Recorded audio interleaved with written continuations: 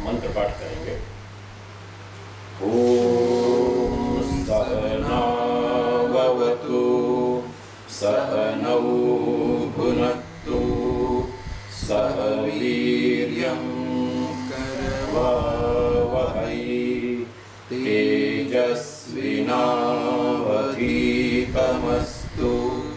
मा विद्विषावहै।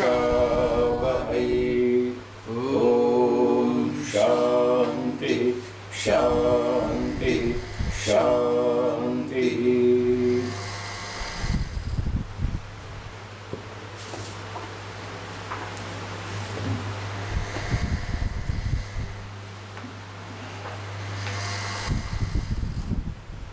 कितने सूत्र हो गए? विंशति सूत्र 20 हो गए।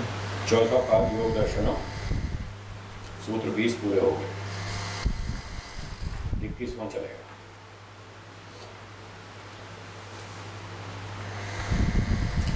इसकी भूमिका बोलिए। स्यान्मति स्वरस निरुद्धम चित्तम चित्तांतरेण समनंतरेण गृह्यते इति।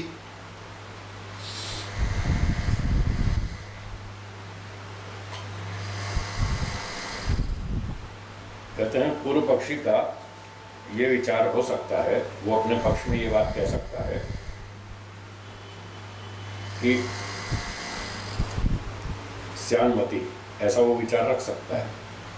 अपने क्षणिकवाद पक्ष को ठीक करने के लिए, सही सिद्ध करने के लिए वो ऐसा कह सकता है। स्वरस निरुद्धम चित्तम, अपने स्वभाव से नष्ट होने वाला चित्त जो कि क्षणिक है, हर क्षण में वो नष्ट होता जाएगा, उसका स्वभाव है नष्ट होना। इस तरह अपने स्वभाव से वो नष्ट होता जाता है हर क्षण में, और नष्ट होने से पहले चित्तांतरेण समनंतरेण, अपने उत्तरवर्ती चित्त के द्वारा, अगले सेकंड में जो चित्त आने वाला है उसके द्वारा गृह्यते, वो गृहीत हो जाता है। मतलब जो सारी इंफॉर्मेशन पहले चित्त में थी, दूसरे चित्त के द्वारा वो ग्रहण कर ली जाती है, और पहले वाला नष्ट हो जाता है और वो उसको ट्रांसफर कर देता है सारी सूचनाएं दूसरे चित्त को, दूसरा तीसरे को, तीसरा चौथे को, और ऐसे चलता जाएगा और सारा काम ठीक होता जाएगा। स्मृतियां भी ठीक रहेंगी, व्यवहार भी ठीक रहेगा। जिसने जिसको उधारी दी वो उससे वापस वसूल कर लेगा। भाई एक महीना पहले मैंने आपको पैसे दिए थे, लाओ मेरे पैसे। इस तरह से वो एक दूसरे चित्त को ट्रांसफर करते जाएंगे सारी सूचना। ऐसा मानने में क्या दिक्कत है? ऐसा पूर्व पक्षी कह रहा है। अब सिद्धांती इसका उत्तर देगा इस बात का। सूत्र 21, चित्तांतर दृश्ये बुद्धि बुद्धेर अति प्रसंग स्मृति संकरश्च।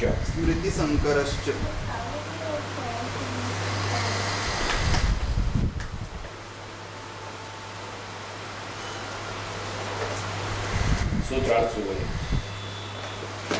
सूत्र में कह रहे हैं कि चित्तांतर दृश्य, एक चित्त के द्वारा दूसरे चित्त को देखे जाने पर, मतलब उसकी सारी सूचनाएं ग्रहण कर लेने पर,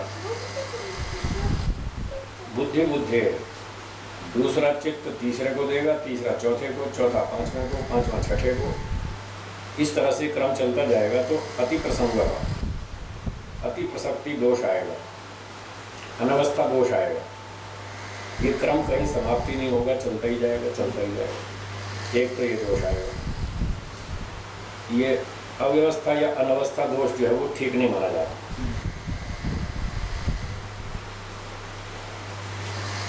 कहीं ना कहीं व्यवस्था होनी चाहिए, कहीं ना कहीं वो क्रम रुकना चाहिए। एक तो ये दोष आएगा। दूसरा स्मृति संकर्ष्य, स्मृतियां आपस में घुल मिल जाएंगी। पहले चित्त ने अपनी स्मृतियां दूसरे को दी, दूसरे ने तीसरे को दी, तीसरे ने चौथे को दी, ऐसे चलते गए। 35वें चित्त ने 36वें को दी, तो 36वें के पास तो 35वें चित्त की स्मृतियां हैं केवल, पहले चित्त की नहीं है। पहला चित्त तो 1 सेकंड में दूसरे को देख के खत्म हो गया, तो दूसरे सेकंड में भी तो उस चित्त ने कुछ अनुभव किया होगा, ठीक है ना। 1 सेकंड में व्यक्ति कुछ तो अनुभव करेगा, जब दूसरे सेकंड वाला अनुभव करेगा और वो तीसरे को अपनी स्मृतियाँ आगे ट्रांसफर करेगा, तो पहले वाली स्मृति तो जा नहीं पाएगी, दूसरे वाली जाएगी। दूसरा चित्त तीसरे चित्त को या तो अपनी स्मृति ट्रांसफर करेगा या पीछे से जो आई है उसको कर पाएगा, दो में से एक को कर पाएगा।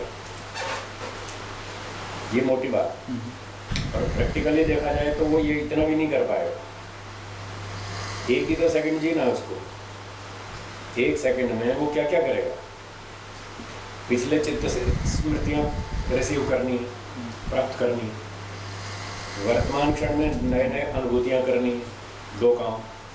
तीसरे चित्त को सारी स्मृतियाँ हैंड ओवर करनी है। बताइए 3 काम 1 सेकंड में कैसे करेगा। जैसे कि अभी पिछले सूत्र में कहा था, एक समय जो उभय अनवधारण, एक समय में वो 2 काम भी नहीं कर सकता, यहाँ तो 3 इसलिए सब गड़बड़ है। और यदि पहले की स्मृति भी दूसरे के पास आई, फिर दूसरे की और पहले की दोनों स्मृतियाँ तीसरे के पास आई, फिर तीनों की चौथे के पास आई, तो 35वें चित्त तक पहुँचते पहुँचते सारी स्मृतियाँ घुल मिल जाएंगी। ये स्मृति संकरा, सारी स्मृतियाँ घुल मिल जाएंगी, पता ही नहीं चलेगा कौन सी स्मृति कौन से चित्त से आई और किससे हमको क्या वसूल करना है, किसको उधारी लेनी है, किसको देनी है, क्या वचन दिया है, कैसे क्या निभाना है, कहाँ जाना है, क्या खाना है, क्या करना है, सब गोलमाल हो जाएगा, पता नहीं चलेगा। इसलिए क्षणिकवाद ठीक नहीं है। ये बात है इस सूत्र में। इसको और भाष्य में देखते हैं आगे। भाष्य पढ़िए। अथ चित्तम चेत् चित्तांतरेण गृह्येत बुद्धि केन गृह्यते। यदि एक चित्त दूसरे चित्त के द्वारा गृहीत किया जाए तो बुद्धि उस चित्त के बाद जो अगला चित्त आएगा दूसरे से तीसरा, वो किससे गृहीत होगा। दूसरे से पहले को ग्रहण कर लिया तो दूसरे को किससे ग्रहण करेंगे, उसका उत्तर आगे दे रहे हैं। सापि अन्यया इति अति प्रसंग। आप कहेंगे कि दूसरे को तीसरा ग्रहण कर लेगा चित्त, तीसरे को चौथा कर लेगा, चौथे को पांचवा कर लेगा, पांचवे को छठा कर लेगा, ऐसे चलते जाएंगे।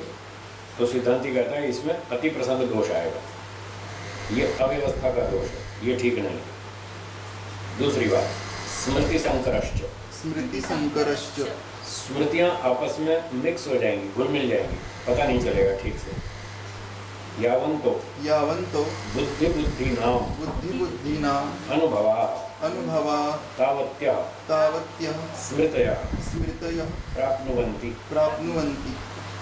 तो जितने भी चित्त होंगे 1-1 सेकंड जिएंगे, उतने अनुभव होंगे सबके। अपना अपना जीवन काल में 1-1 अनुभव तो सभी चित्त करेंगे। तो जितने अनुभव करेंगे उतनी स्मृतियाँ भी बनेंगी। 60 सेकंड में 60 चित्त होंगे, 60 अनुभव करेंगे और 60 स्मृतियाँ बनेंगी। इस तरह से उतनी ही स्मृतियाँ भी माननी पड़ेगी।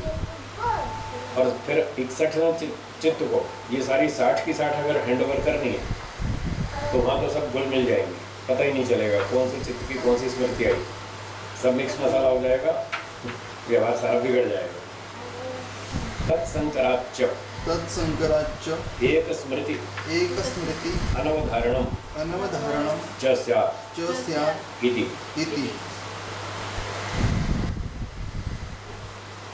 तो इन सारी स्मृतियों के मिश्रण से किसी एक स्मृति का निश्चय नहीं हो पाएगा कि ये स्मृति कौन से चित्त से आएगी, उसका पता ही नहीं चल पाएगा। एवं बुद्धि प्रतिसंवेदिनम पुरुषम अपलपवद्भिः, ये वह छूट गया है इसलिए गड़बड़ हो गई। अपलपवद्भिः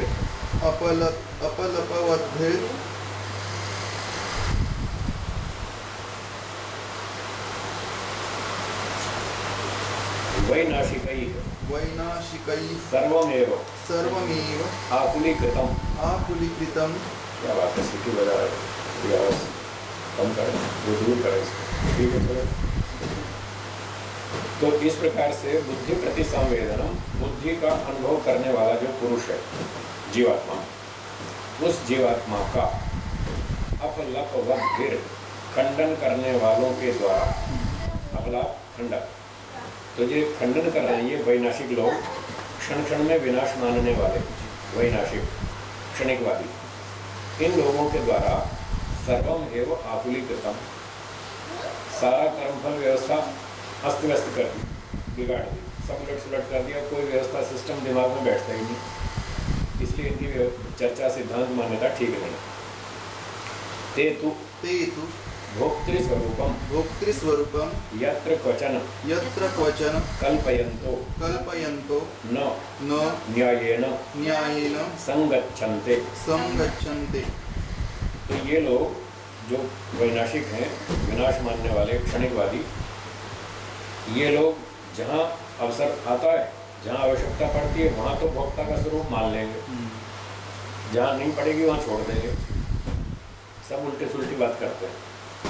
भोक्ता के स्वरूप को यत्र क्वचन, जहाँ कहीं भी, कल्पयन्ता, कल्पित करते हुए, न्यायेन न संगच्छन्ते, ये न्याय से नहीं चल रहे, अपनी मन मर्जी से ये उल्टी सीधी बात करते रहते हैं, कोई प्रमाण से, तर्क से नहीं चल रहे, बुद्धिमत्ता से नहीं चल रहे।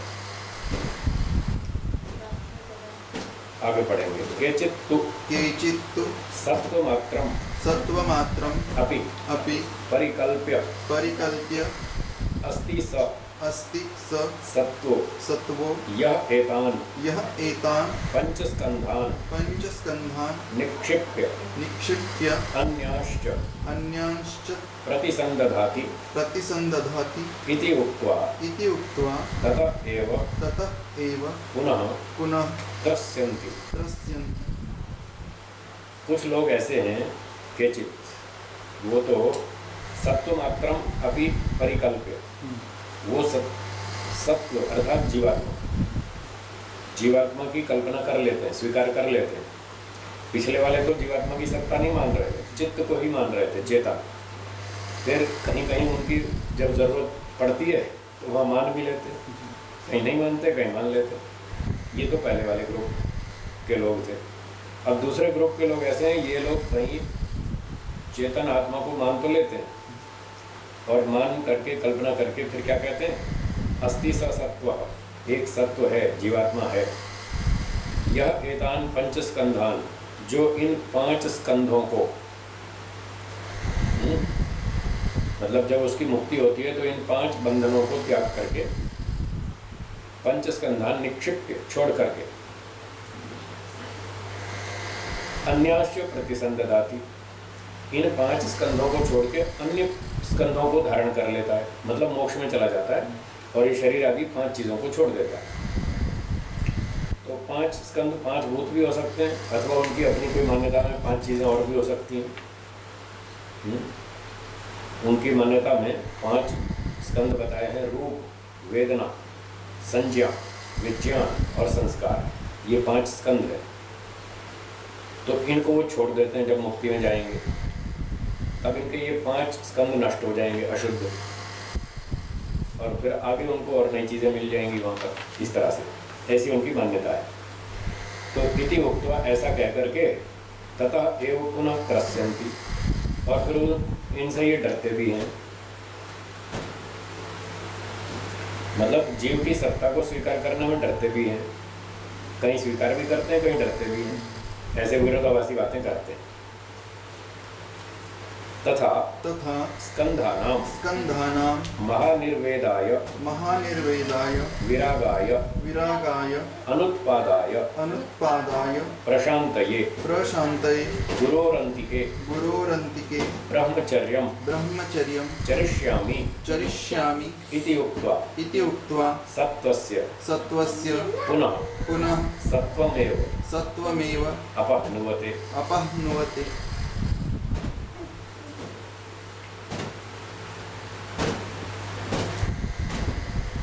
तो फिर स्कंधानाम अनुत्पादाय, आगे बार बार जन्म ना हो, ये 5 स्कंध बार बार हमें प्राप्त ना हो, ऐसी मान्यता मन में रखकर, महानिर्वेदाय विरागाय, महानिर्वेद नामक वैराग्य की प्राप्ति के लिए और प्रशांत अच्छी तरह से शांति प्राप्त करने के लिए, मोक्ष आदि की प्राप्ति करने के लिए गुरु जी के पास जाकर के ब्रह्मचर्यम चरिष्यामि, ब्रह्मचर्य का पालन करूंगा, वेदों का अध्ययन करूंगा, मतलब शास्त्रों का अध्ययन करूंगा, इस तरह से भी वो मानते इति उक्त्वा, ऐसा कह करके पुनः सत्वस्य, फिर उस जीवात्मा के सत्वमेव अपहनुवत्, फिर उसकी सत्ता को ही फिर ढक देते हैं, छुपा देते हैं, मतलब मानने से मना करते हैं। तो कहीं मानते हैं, कहीं नहीं मानते, कभी मोक्ष की बात करते हैं, कभी 5 स्कंधों को छोड़ने की बात करते हैं, कभी क्षणिकवाद की बात करते हैं, कभी स्थिरता की बात करते हैं। अगर मोक्ष में जाएंगे तो कौन जाएगा? यदि कोई स्थिर पदार्थ होगा तो जाएगा ना।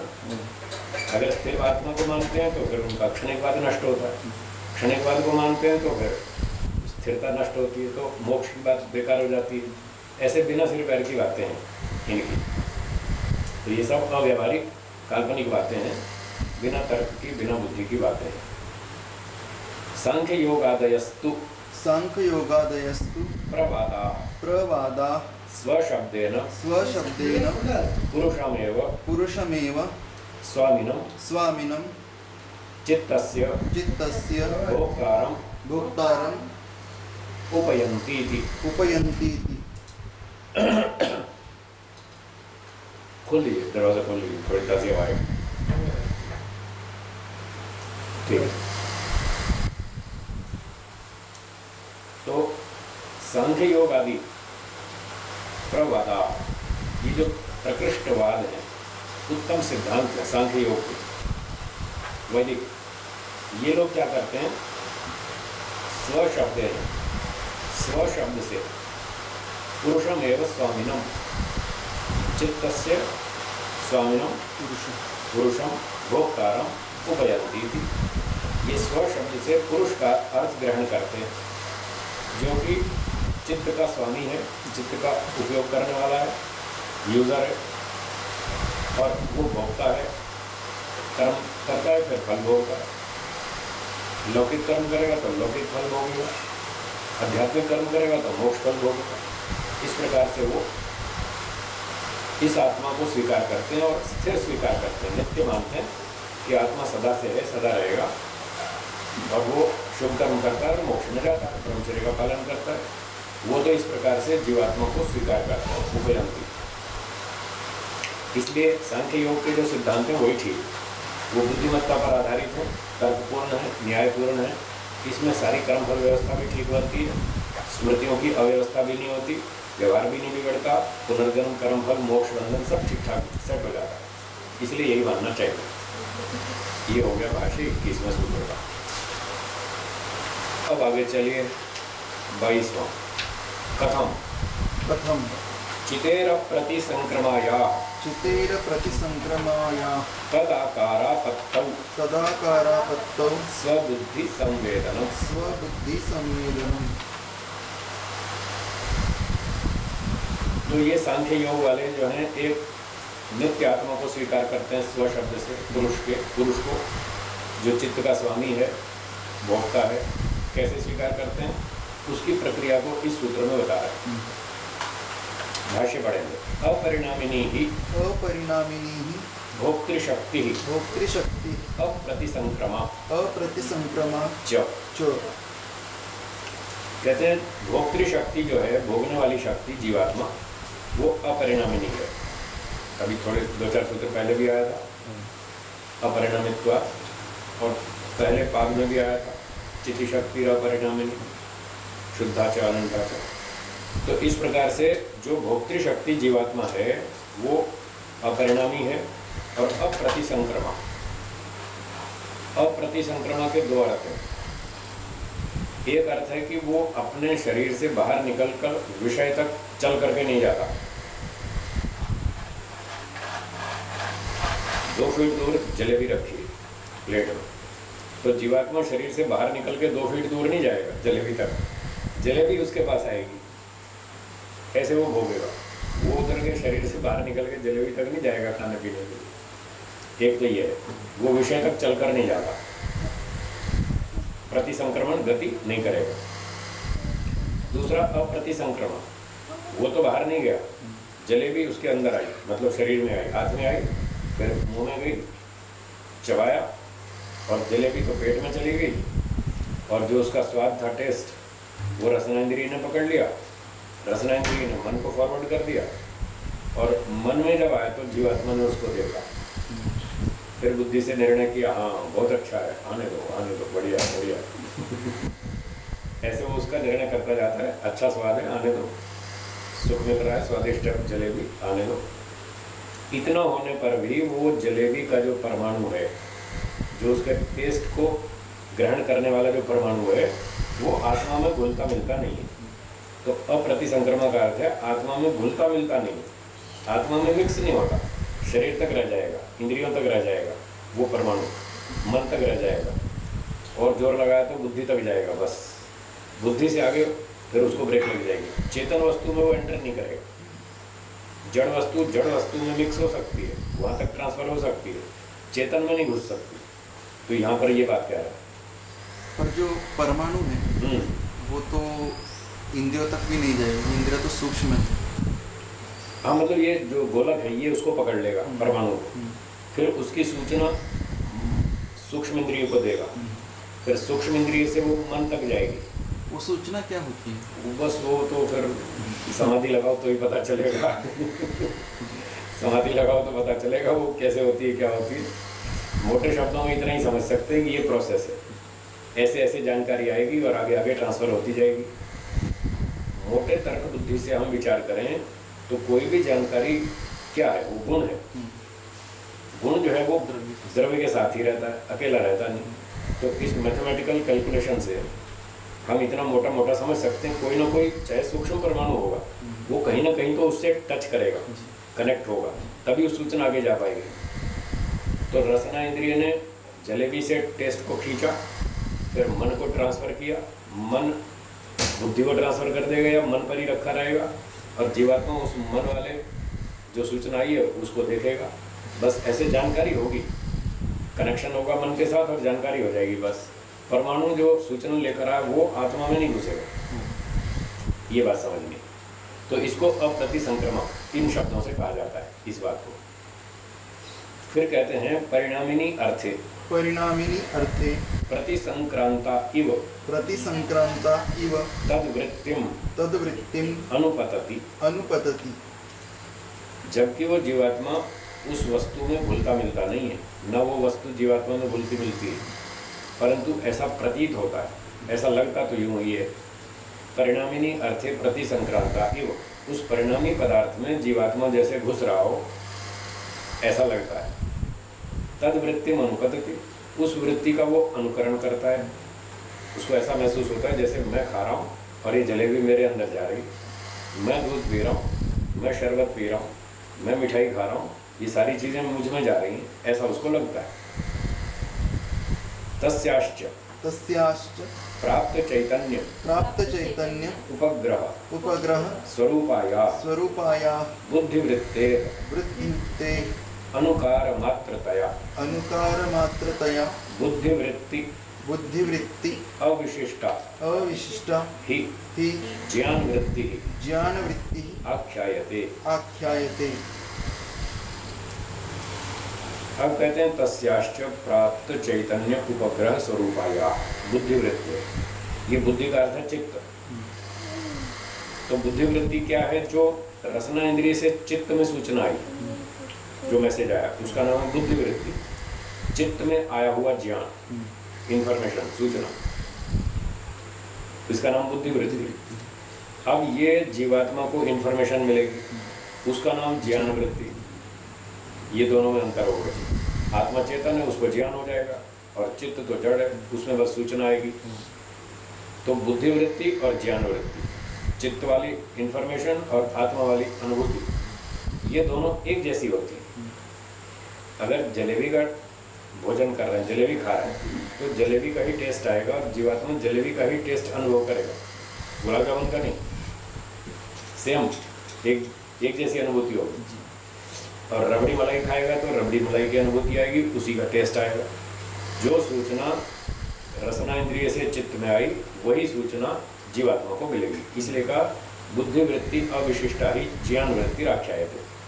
जो ज्ञान वृत्ति है वो बुद्धि वृत्ति के तुल्य ही होती है, अविशिष्टा, विशिष्ट नहीं होती, भिन्न नहीं होती, उसके समान ही होती। अब पिछली पंक्ति के शब्द ये रह गए, इनको देखिए। जो चित्त है वो आत्मा से जब कनेक्ट होता है तो आत्मा से उसको करंट मिलता है, और करंट मिलता है तो वो अपना काम शुरू कर देता है। जैसे वो खुद ही चेतन हो गया हो, ऐसा लगता है जैसे वो स्वयं ही चेतन हो गया। जैसे हम पंखे का बटन दबाते हैं, पंखे को बिजली का करंट मिलता है और पंखा चलने लगता है, ऐसा लगता है जैसे पंखा ही चेतन हो गया, ऐसा लगता है, जबकि वो होता नहीं है, बस उसके करंट से वो एक्टिव हो जाता है, क्रियाशील हो जाता है। इसी तरह से प्राप्त चैतन्य उपग्रह स्वरूप आया, जीवात्मा के संबंध से उस चित्त को जैसे चेतना प्राप्त हो गई हो, इस तरह से वो बिहेव करता है, व्यवहार करता है। और उस बुद्धि वृत्ति का अनुकरण मात्र करने से बुद्धि वृत्ति के समान ही ज्ञान वृत्ति कही जाती है। तो इस तरह से जीवात्मा वैसा ही अनुभव करता है जैसा ज्ञान चित्त में प्राप्त हुआ इंद्रियों के माध्यम से।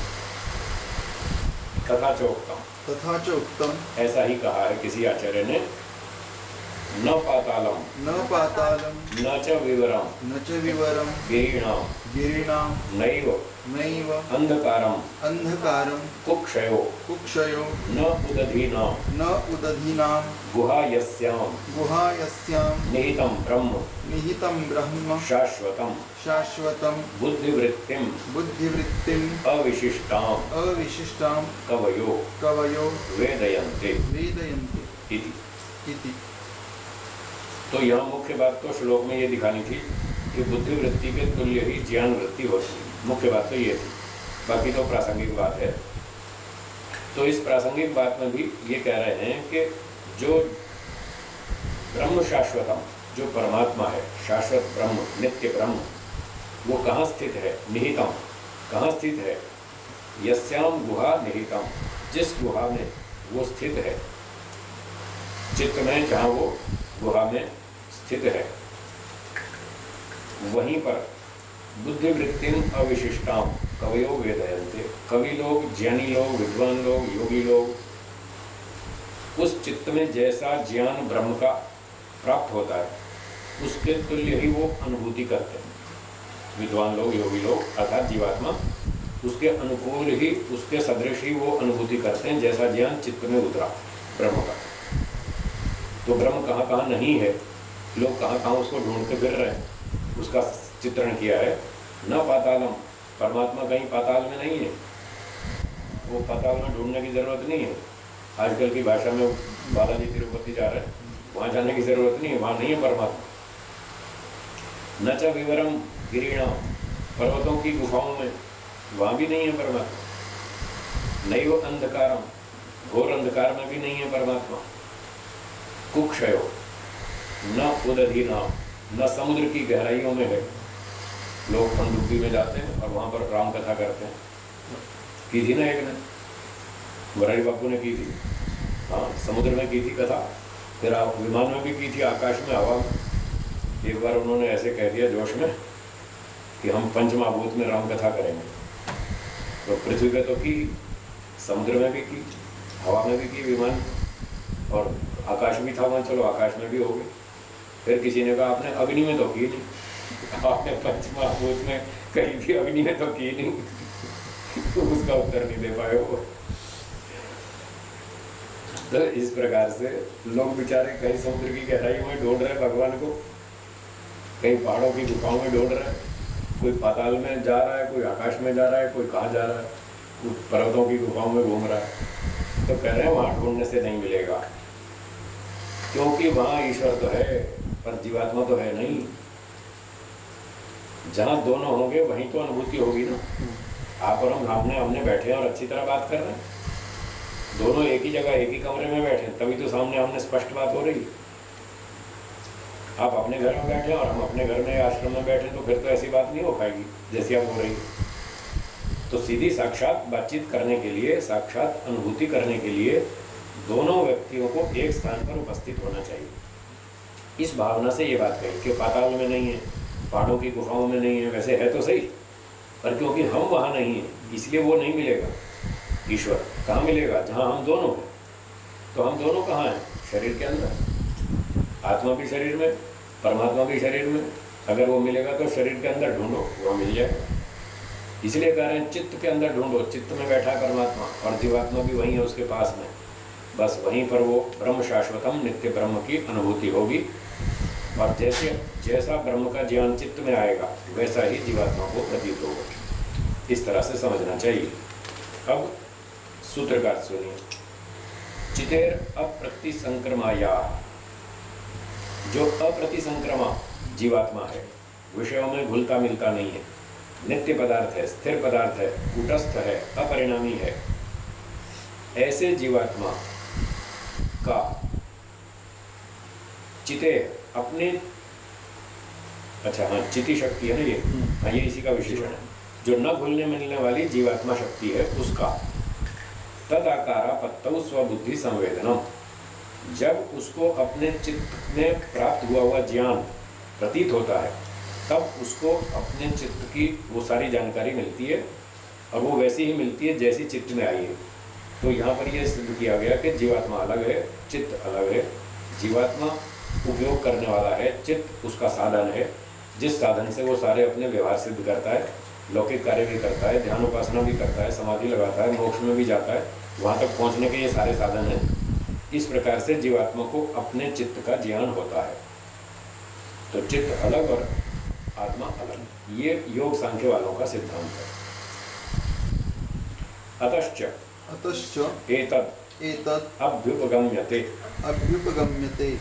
सिद्धांति कहते हैं इसीलिए, अतश्च इसीलिए, एतद् अभ्युपगम्यते, ये बात स्वीकार की जाती है, जो आप आगे बताएंगे। इसीलिए ये बात स्वीकार की जाती है कि सूत्र 23 दृष्टि दृश्य उपरक्तम चित्तम सर्वार्थम। दृष्टा और दृश्य से युक्त चित्त सर्वार्थ नाम से कहा जाता है। ये सूत्र का अर्थ हुआ, उसका नाम है सर्वार्थ। सब प्रयोजनों को सिद्ध करने वाला चित्त एक ऐसी चीज है, बीच की कड़ी। इधर तो जीवात्मा से जुड़ा है, इधर इंद्रियों से जुड़ा है, तो ये दोनों के बीच में एक मध्यस्थ है, एक बीच की कड़ी है, एक अच्छा इंपॉर्टेंट पदार्थ है, साधन है, जो जीवात्मा को सारी जानकारियां कराता रहता है। चित्त नहीं होता तो इंद्रियों से कुछ भी ज्ञान आता रहे, जीवात्मा को मिलता ही नहीं। इसलिए एक बीच का बड़ा इंपॉर्टेंट पदार्थ है, ये कारण है, साधन है, करण है। इस रूप में चित्त को स्वीकार किया जाता है।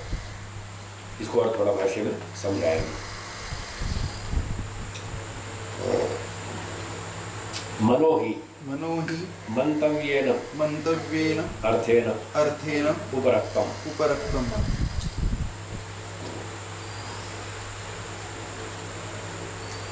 सूत्र में चित्त शब्द, भाष्य में मन शब्द, बहुत जगह पर ऐसा ही चल रहा है। तो अनेक प्रमाणों से ये पता चलता है कि चित्त और मन एक ही वस्तु है। उसी को चित्त नाम से बोल रहे हैं, उसी को मन नाम से कह रहे हैं। तो कहते हैं मनो ही मंतव्येन अर्थेन उपरक्तम। मन जो है वो जानने योग्य पदार्थ से युक्त हो गया। मान लो ये पंखा है और जीवात्मा पंखे को जानना चाहता है, तो जीवात्मा मन से कनेक्ट होगा, मन इंद्रिय से, नेत्र से, और नेत्र इंद्रिय पंखे से कनेक्ट होगी। 4 चीज़ों का कनेक्शन हो गया। कौन कौन सी 4? जीवात्मा, मन, इंद्रियां और पंखा, विषय। ठीक है, चारों का कनेक्शन हो गया। अब मन जो है इंद्रिय के माध्यम से इस पंखे रूपी पदार्थ से कनेक्ट हुआ, संबद्ध हुआ। ये बात इस पंक्ति में कही, उपरक्तम संबद्धम, जुड़ गया। तत्स्वयं च विषयत्वात् विषयिण पुरुषेण आत्मीयया वृत्त्या अभिसंबद्धम।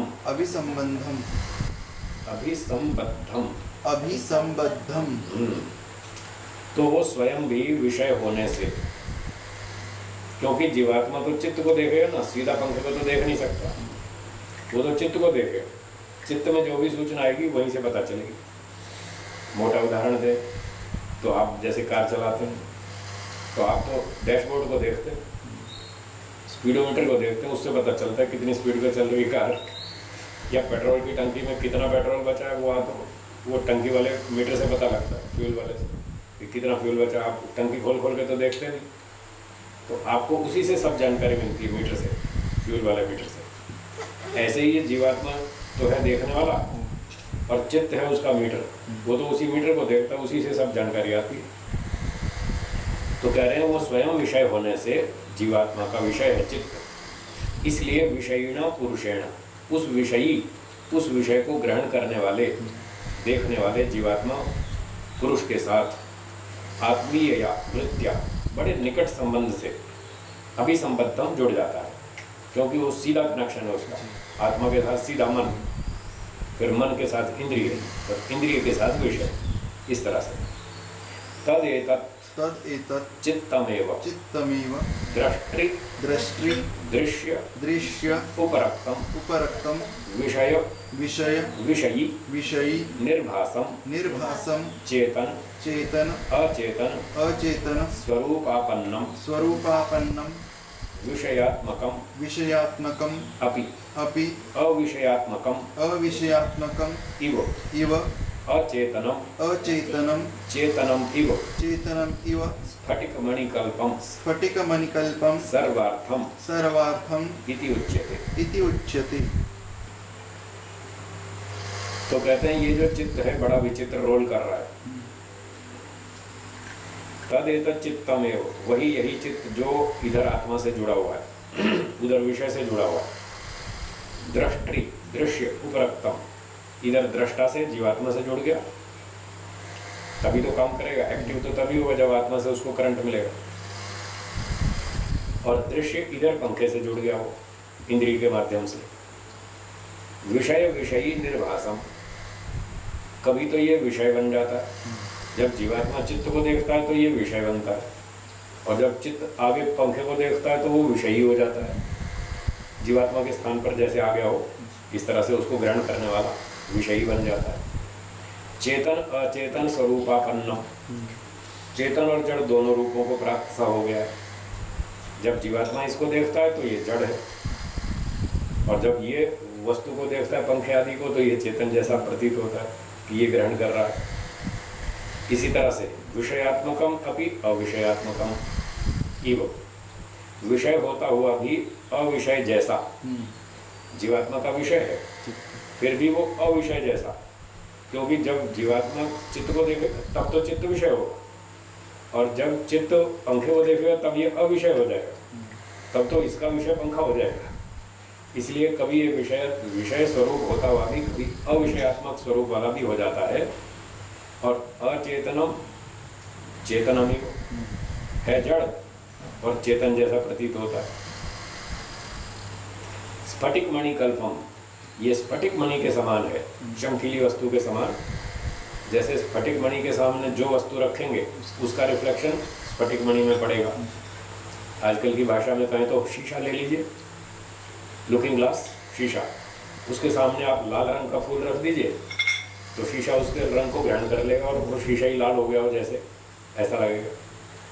आप किसी ग्लास में लाल शरबत डाल दीजिए गुलाब का, फिर देखिए ग्लास का रंग कैसा दिखता है, वो लाल ही हो जाएगा, लाल प्रतीत होगा।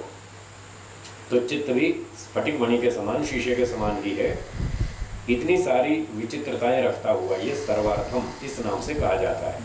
ये सब तरह के रोल कर रहा है, इधर जीवात्मा के साथ तो विषय बना हुआ है, उधर वस्तु के साथ विषय ही बना हुआ, ऐसे सब तरह का रोल करता है, इसलिए इसका नाम सर्वार्थम है। तदनेन चित्त सारूप्येण भ्रांता केचित् तदेव चेतनम इत्याहुः। अब ये जो सारी स्थिति ऊपर बतलाई कि वो जड़ होता हुआ भी चेतनवत प्रतीत होता है, इस प्रतीति के कारण बहुत से लोग भ्रांति में पड़ गए और उसको चेतन ही मानने लग गए, ये उनको भ्रांति हो गई। तो तद अनेन चित्त सारूप्येण, इस चित्त के समान रूपता से, मतलब चित्त का जो चेतनवत समान रूप उसने धारण कर लिया, इस चेतनवत स्वरूप से भ्रांति में पड़ करके केचित कुछ लोग तदेव चेतनम, उस चित्त को ही चेतन इति आहु कहते हैं। चित्त को ही चेतन मानने लग गए, इसलिए सारी दुनिया यही कहती है साहब मन बड़ा चंचल है, ये तो भागता रहता है। सुबह आप भी कह रहे थे ये भटकता रहता है, हम पकड़ने की कोशिश करते हैं, भाग जाता है, कहाँ कहाँ भाग जाता है समझ में नहीं आता है। तो ये भ्रांति है, चित्त जड़ ही है। अपरे अपरे चित्तमात्रमेव चित्तमात्रमेव इदं सर्वं नास्ति खलु अयं नास्ति खलु अयं गवादिर घटादिश्च घटादिश्च सकारणो लोकः इति। अच्छा, ये तो ऐसे लोग थे जो चित्त को तो मान रहे थे और चेतन मान रहे थे। इनकी गड़बड़ तो ये थी, भ्रांति से जड़ चित्त को चेतन मान लिया। अब दूसरे एक और हैं, वो बेचारे इनसे भी गए गुजरे, इनसे भी ज़्यादा खराब स्थिति में। वो क्या मानते हैं? चित्त मात्रम एव इदं सर्वम, बस सारी दुनिया बस चित्त मात्र ही है और वस्तु कुछ नहीं। न पंचमहाभूत है, न तन्मात्राएं हैं, न कोई खाना पीना है, न भोजन है, न मकान है, न रेलगाड़ी, न हवाई जहाज, कुछ नहीं। बस चित्त ही है सर्वम, सारा कुछ चित्त ही चित्त है। वो ऐसा मानते हैं बेचारे। नास्ति खलु अयम गवादिर घटादिश्च लोका, ये गौ घट वस्त्र आदि संसार के पदार्थ कुछ नहीं। सकारण, कारण सहित, न तो ये जगत है, न जगत का कोई कारण है, न तन्मात्रा है, न पंचमहाभूत है, न कोई सत्वरता में, कुछ नहीं, केवल चित्त मात्र ही है। वो बेचारे ऐसी बात सुनते मानते हैं। कैसे अजीब लोग। तो कहते हैं भाष्यकार, अनुकंपनीयास्ते बेचारे, ये तो दया के पात्र है, इन पे तो दया करनी चाहिए। बेचारों की बुद्धि नहीं चल रही, इतना भी समझ में नहीं आ रहा। ये पत्थर है, दीवार है, लोहा है, सोना है, चांदी है, हर चीज़ है। खा रहे हैं, पी रहे हैं, भूख लग रही है। जब ये कुछ भी नहीं है तो खाना क्यों खा रहे हो भाई? सब जगह झूठा है, तो भूख भी झूठी है, रोटियां भी झूठी हैं, सब कुछ झूठा है। फिर क्यों दुकान पे जा रहे हो, क्यों ऑफिस जा रहे हो, क्यों फैक्ट्री में जा रहे हो, क्यों काम कर रहे हो? सब छोड़ देना चाहिए ना। पर वो बेचारे नहीं छोड़ पाएंगे, इसलिए दया के पात्र हैं। इन पे तो दया करनी चाहिए और भगवान से प्रार्थना करनी चाहिए, हे भगवान कब इनकी बुद्धि सुधरेगी, कृपा करो, इनकी बुद्धि का सुधार करो। ऐसे उन पर दया करनी चाहिए। कस्मात् अस्ति ही तेषां भ्रांति बीजम सर्वरूपाकार निर्भासम चित्तमिति। उनको ये भ्रांति क्यों हो गई कि सर्वम चित्तमेव अस्ति, सिर्फ चित्त ही चित्त है दुनिया में और कुछ नहीं है। ये भ्रांति क्यों हो गई? इसलिए क्योंकि तेषां भ्रांति बीजम, उनकी भ्रांति का कारण जो चित्तम है, जो चित्त है, वो उनकी भ्रांति का कारण इसलिए बन गया क्योंकि ये सर्व रूप आकार निर्भासम, ये कई तरह के रोल कर लेता है। इसलिए बेचारों को भ्रांति हो गई। ये विषय भी है, विषयी भी है, जड़ भी है, चेतन भी है, सब कुछ यही है, इसलिए बेचारों को भ्रांति हो गई। अब जो वस्तु जैसी है वो तो वैसी ही रहेगी। आपको उसको ठीक तरह से समझना, उसको ठीक तरह से समझने की जिम्मेदारी आपकी है। वस्तु का इसमें कोई दोष नहीं। अग्नि गर्म है तो गर्म ही है, अब उसको आप गर्म समझो, ठंडा समझो, ये तो आपकी जिम्मेदारी है। आप भ्रांति से उसको ठंडा समझो तो आपकी भूल है, आपको नुकसान होगा। सूर्य जैसा है वो वैसा ही है, जल पानी जैसा है वो वैसा ही है, आपको ठीक ठीक समझना है। तो इन लोगों को समझना चाहिए था कि चित्त सब तरह के रोल करता है, कहीं नौकर बन जाता है, कहीं मालिक बन जाता है। इनको समझना चाहिए था, नहीं समझा, इसलिए भ्रांति में पड़ गए, भटक गए। तो कहते हैं, आगे पढ़ेंगे, समाधि प्रज्ञायाम प्रज्ञेयो अर्थः प्रतिबिंबीभूतः तस्य आलम्बनीभूतत्वात् अन्य। अब ये चित्त को और पंखे को अलग अलग कर रहे हैं। वो कह रहे थे ना, पंखा, रेडियो, मकान कुछ नहीं, ऐसा नहीं है भाई। पंखा अलग चीज़ है, चित्त अलग चीज़ है, दोनों अलग अलग चीज़ है। वो अलग अलग कैसे कर रहे हैं कि कह रहे हैं समाधि प्रज्ञायाम, जब समाधि की स्थिति बनेगी उस समय जो ज्ञान का स्तर होगा, उस समय प्रज्ञेयो अर्थ, जानने योग्य पदार्थ, पंखा हो, जीवात्मा हो, ईश्वर हो, कोई भी जो भी पदार्थ है हम जिसका साक्षात्कार कर रहे हैं समाधि में, वो जानने योग्य पदार्थ प्रतिबिंबीभूतः, उसकी परछाई पड़ती है चित्त में। जो जानने योग्य पदार्थ है उसकी परछाई चित्त में पड़ेगी। चित्त शीशे के समान है, पहले हम कई बार पढ़ चुके हैं। तस्य आलम्बनी भूतत्वात्, उस ईश्वर का, जीव का जो भी प्रज्ञेय पदार्थ है, जानने योग्य पदार्थ है, उसका आलम्बनी भूत होने से अन्य वो वस्तु अलग है, चित्त अलग है, शीशा अलग है, पंखा अलग है। पंखे का रिफ्लेक्शन शीशे में पड़ रहा है, खुद का रिफ्लेक्शन खुद में थोड़ी पड़ेगा। शीशे का परछाई शीशे में थोड़ी पड़ती है, किसी और चीज़ की परछाई शीशे में पड़ेगी, तो दोनों चीज़ें अलग अलग हुई, शीशा अलग हुआ, वस्तु अलग हुई। ऐसे ही चित्त अलग हुआ और जानने योग्य पदार्थ अलग है, जो समाधि प्रज्ञा में जिसकी अनुभूति हो रही है। इस तरह से दोनों अलग अलग है। सचेत सचेत अर्थः चित्तमात्रं स्यात् कथं प्रज्ञया एव प्रज्ञारूपम अवधार्येत। बस वही बात है जो अभी मैंने कही। सचेत अर्थ, यदि वो पदार्थ, पंखा आदि कोई भी पदार्थ हो, ईश्वर हो, जीव हो, चित्त मात्रम स्यात्, यदि वो चित्त मात्र ही होता और वस्तु की अलग सत्ता न होती, तो कथम प्रज्ञया एवं प्रज्ञा रूपम अवधार्येत, उसी चित्त से उसी चित्त का स्वरूप कैसे जाना जाएगा। तो चित्त में पंखे का रिफ्लेक्शन पड़ेगा तो पंखा अलग चीज़ है, चित्त अलग चीज़ है। ऐसे ही ईश्वर को हम जानेंगे तो ईश्वर अलग चीज़ होगी, चित्त अलग चीज़ होगी। चित्त माध्यम बनेगा, ईश्वर साध्य बनेगा, जिसका हम ज्ञान करेंगे, अनुभूति करेंगे। जी बोलिए। तो जो हम चित्त का साक्षात्कार करेंगे, हाँ, उस वक्त स्थिति कैसी होगी? उस वक्त वो एक विशेष स्थिति होगी, चित्त के माध्यम से हम चित्त को जानेंगे। कहीं कहीं ऐसा भी होता है, पर सब जगह ऐसा नहीं होता। चित्त के माध्यम से हम चित्त को जानेंगे, जीवात्मा अपने बारे में जानेगा, स्वयं ही ज्ञाता होगा और स्वयं ही ज्ञेय होगा। जानने वाला भी स्वयं और जिसके विषय में जान रहा है वो भी स्वयं। ऐसे ही चित्त के माध्यम से चित्त के विषय में जानेगा, क्योंकि कोई भी ज्ञान बिना चित्त के होता नहीं। ठीक है, कोई भी ज्ञान बिना चित्त के, साधन के बिना तो होता नहीं। अब जब चित्त को ही विषय बनाएगा कि चित्त क्या चीज़ है, कोई जानना चाहे कि जी मन क्या होता है, हम जब उसको मन की व्याख्या करके सुनाएंगे तो वो जो हमारी बात सुनेगा तो मन के बिना तो कैसे सुन पाएगा, मन तो बीच में जुड़ेगा ही।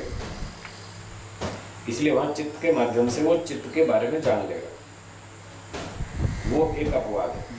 ऐसे ही जीवात्मा के संबंध में जानेगा, अहम सुखी अस्मि, अहम दुखी अस्मि, मैं आज सुखी हूँ, मैं आज दुखी हूँ।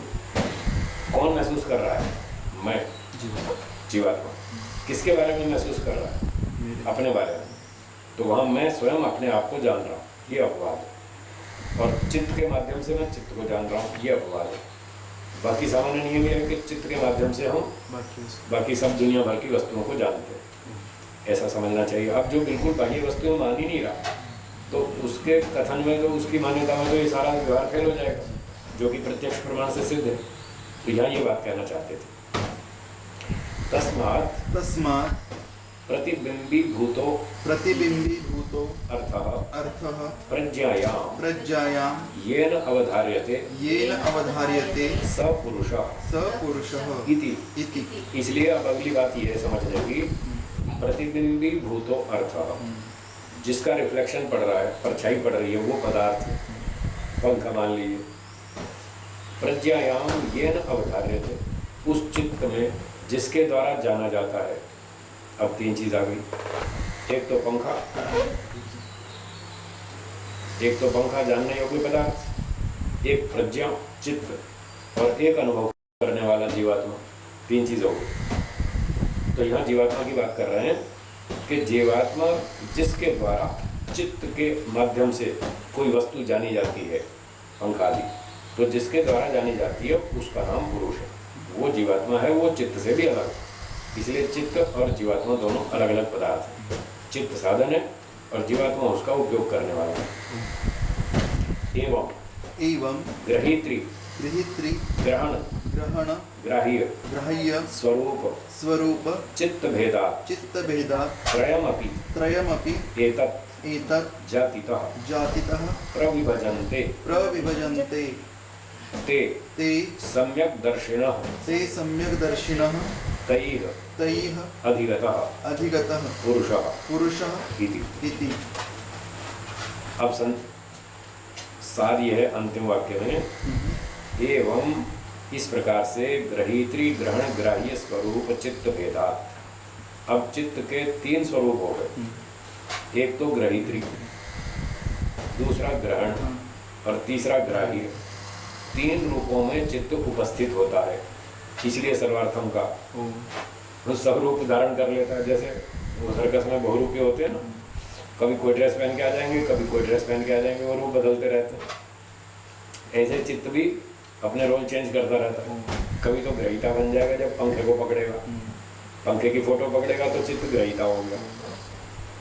और ग्रहण, जब जीवात्मा चित्त के माध्यम से पंखे को पकड़ेगा तब ये ग्रहण बन जाएगा, ज्ञान प्राप्ति का साधन।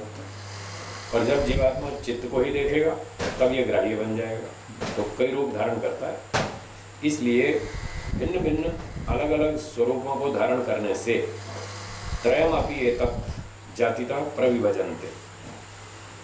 तो ये तीनों चीज़ें स्वरूप से पृथक पृथक सिद्ध हो जाती हैं कि ग्रहीता अलग है, ग्राह्य अलग है और ग्रहण अलग है।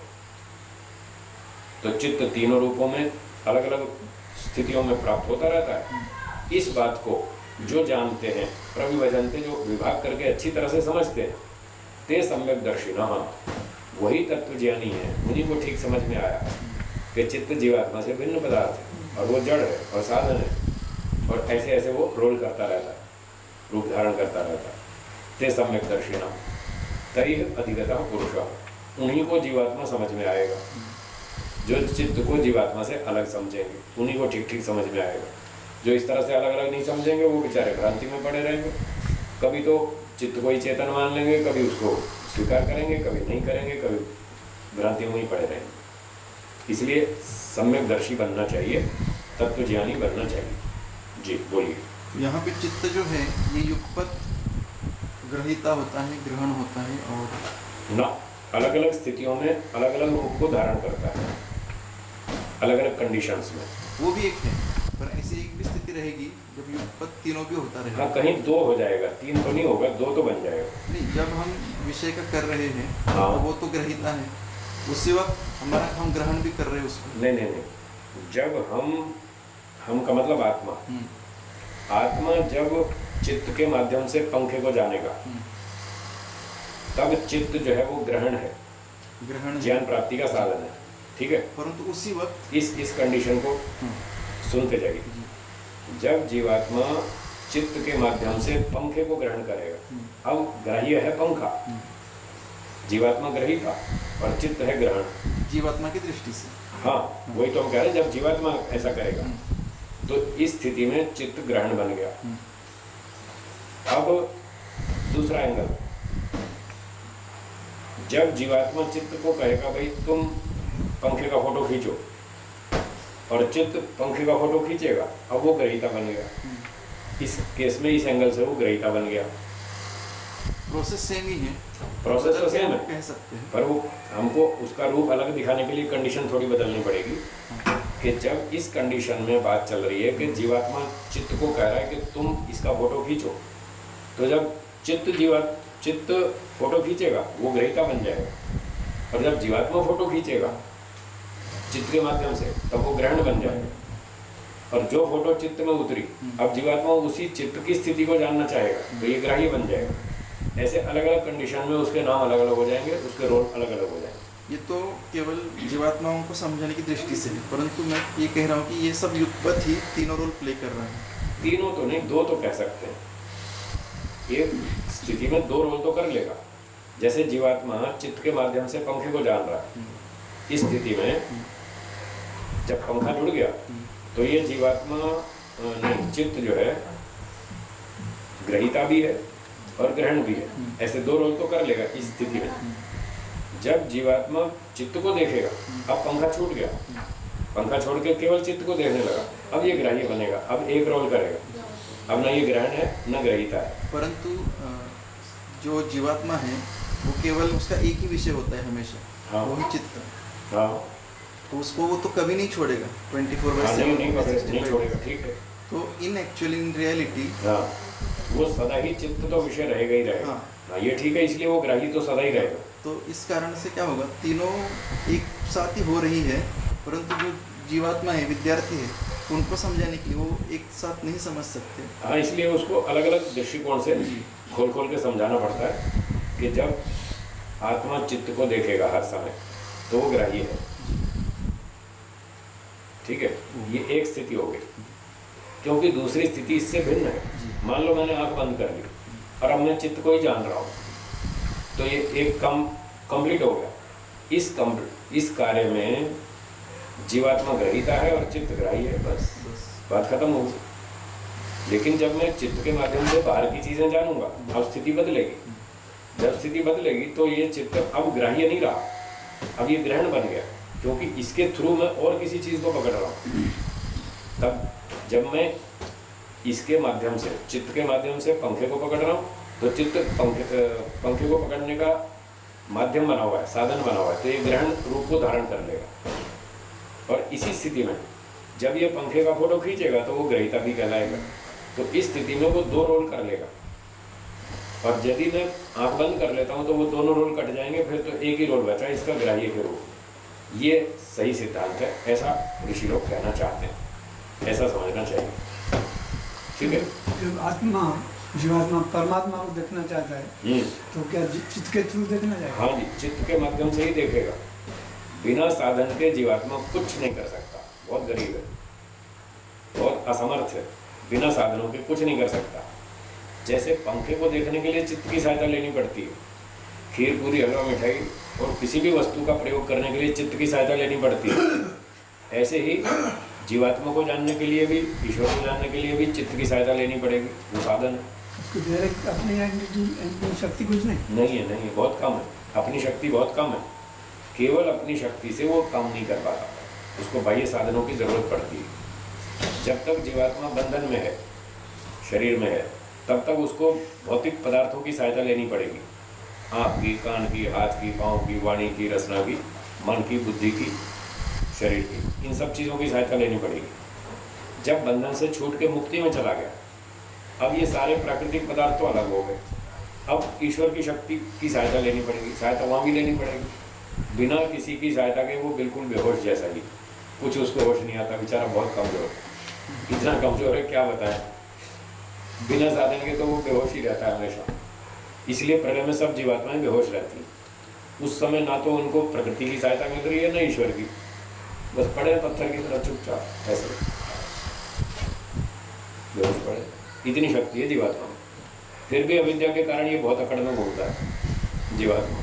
मैं ये कर दूंगा, मैं वो कर दूंगा, मैं बड़ा राजा हूँ, मैं बड़ा 30 मार खाऊँ, मैं इतना सेठ हूँ, मैं फलाना हूँ, मैं इतना पहलवान हूँ, सब भ्रांति इसको।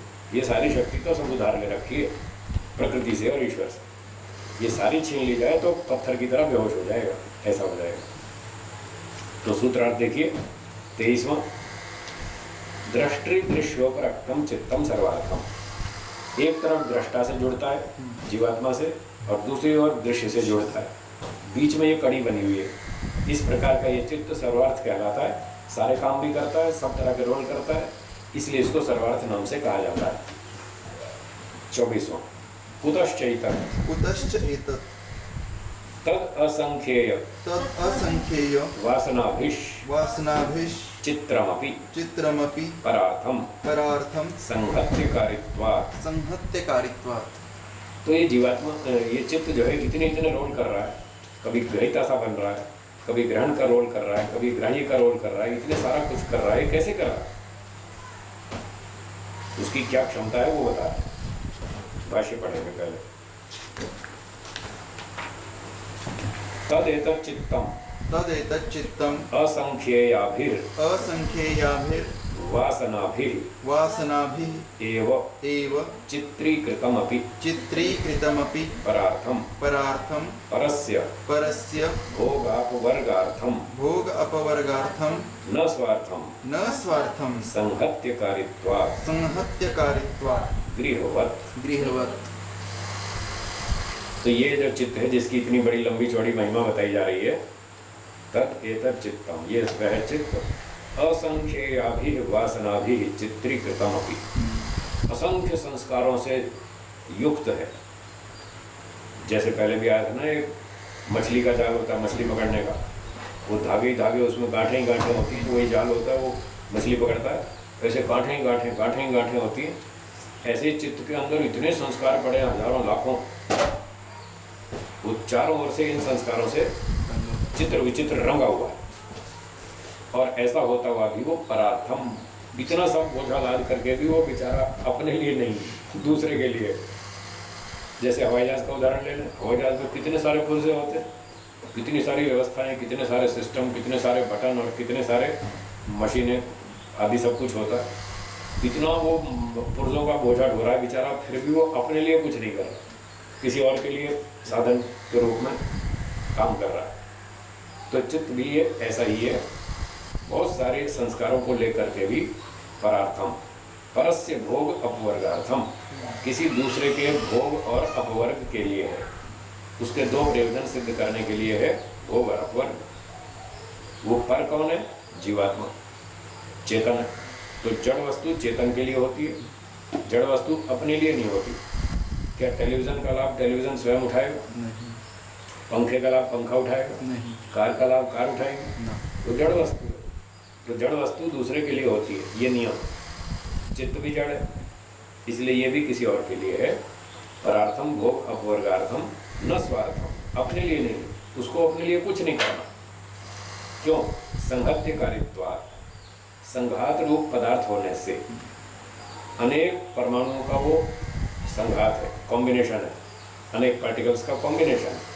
तो जो अनेक पार्टिकल का कॉम्बिनेशन होता है वो किसी और के लिए होता है, ये नियम। उदाहरण है गृहवत, जैसे घर है, आपने घर बना लिया, मकान बना लिया, इसमें कितने 250-500 चीज़ें रख ली, और 250, 500, 1000, 2000 ईंटें जोड़ जोड़ के तो घर बनाया।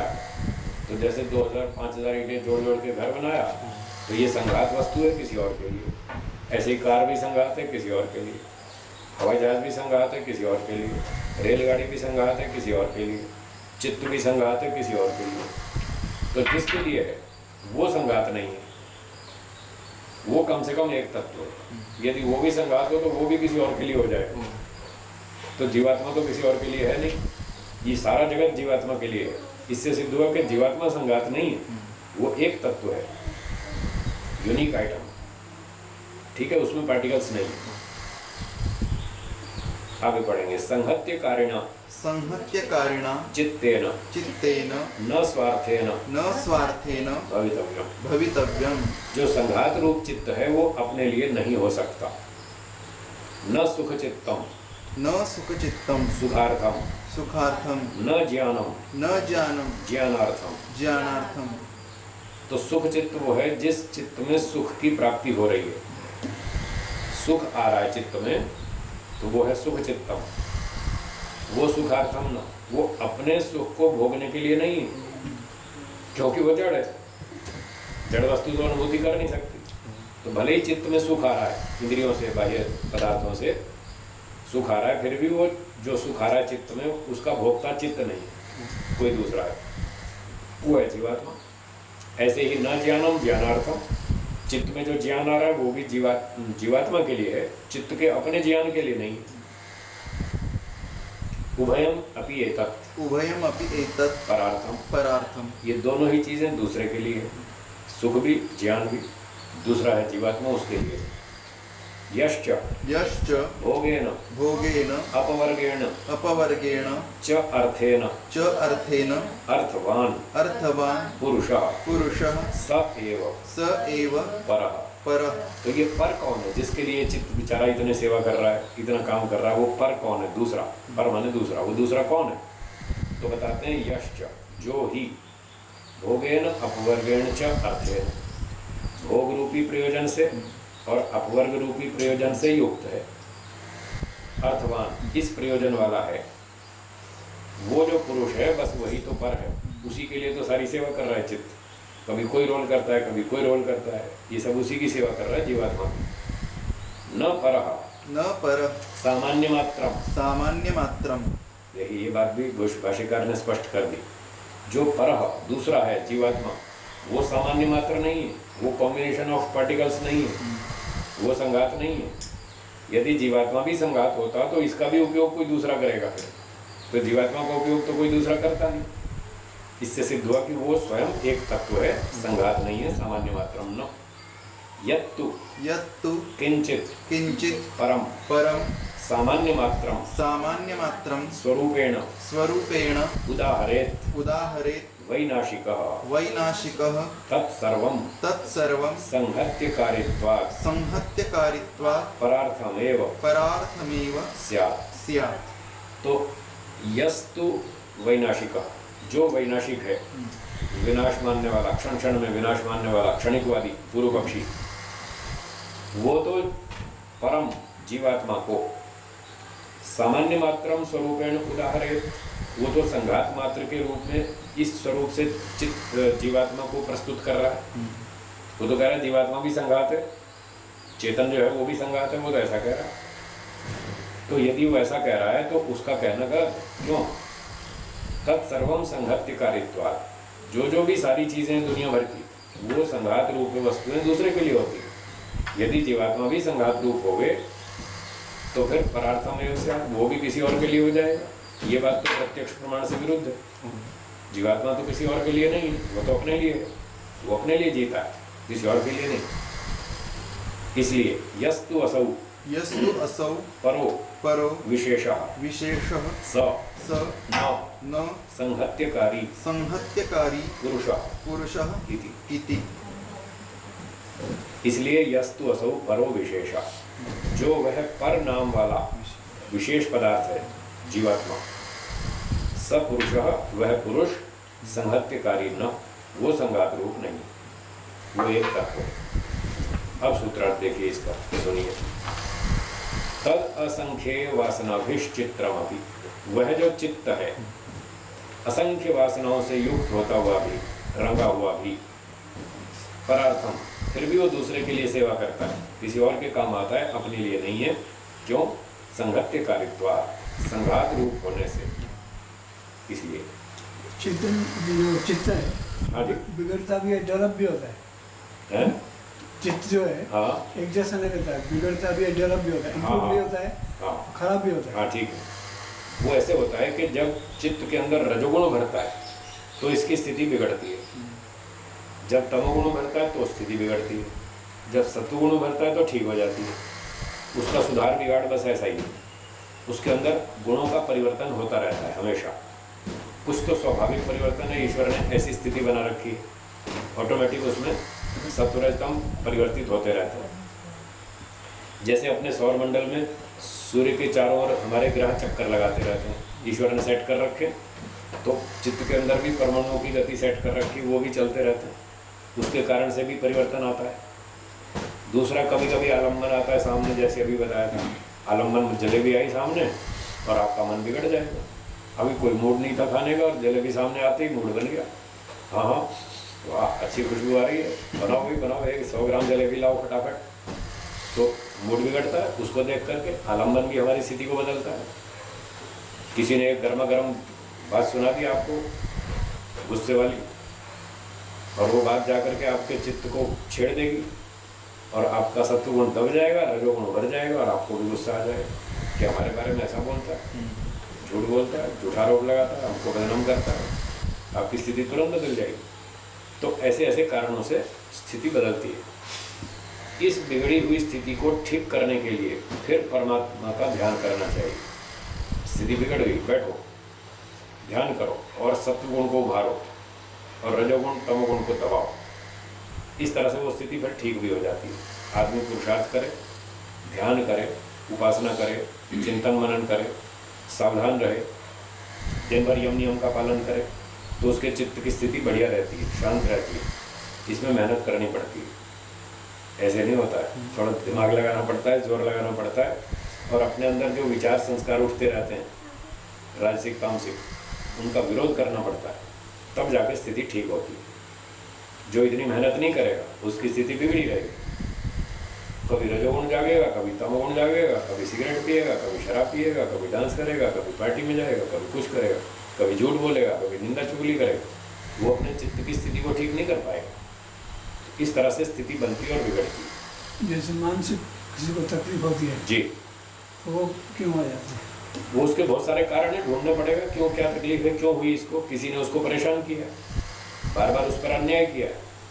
तो जब तक उसके ऊपर अन्याय होता रहेगा, उसके अंदर रजोगुण उभरता रहेगा। अन्याय की घटना से आपके मन में रजोगुण उभरेगा, और 20 बार घटना होगी तो 20 बार उभरेगा, 50 बार घटना होगी तो 50 बार उभरेगा, और बार बार होती रहेगी तो चित्त की स्थिति खराब कर देगा, पागल बना जाएगा, क्रोध आ जाएगा, चिड़चिड़ा हो जाएगा।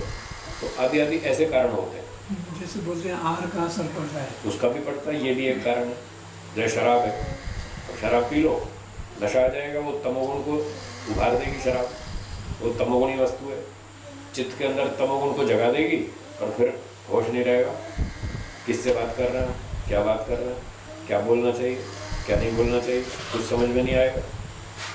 तो इस तरह से भोजन का भी असर होता है। अफीम खा लो, भांग पी लो, देखो बुद्धि खराब हो जाएगी, चित्त बिगड़ जाएगा। तो भोजन का भी असर होता है, इसलिए कहा सात्विक भोजन खाओ। वो एक कारण है, एक फैक्टर है, उसको भी ठीक करना। फिर अपना चिंतन मनन, उसको भी ठीक करना। स्वाध्याय, इसको भी ठीक करना। ईश्वर का ध्यान, उसको भी ठीक करना।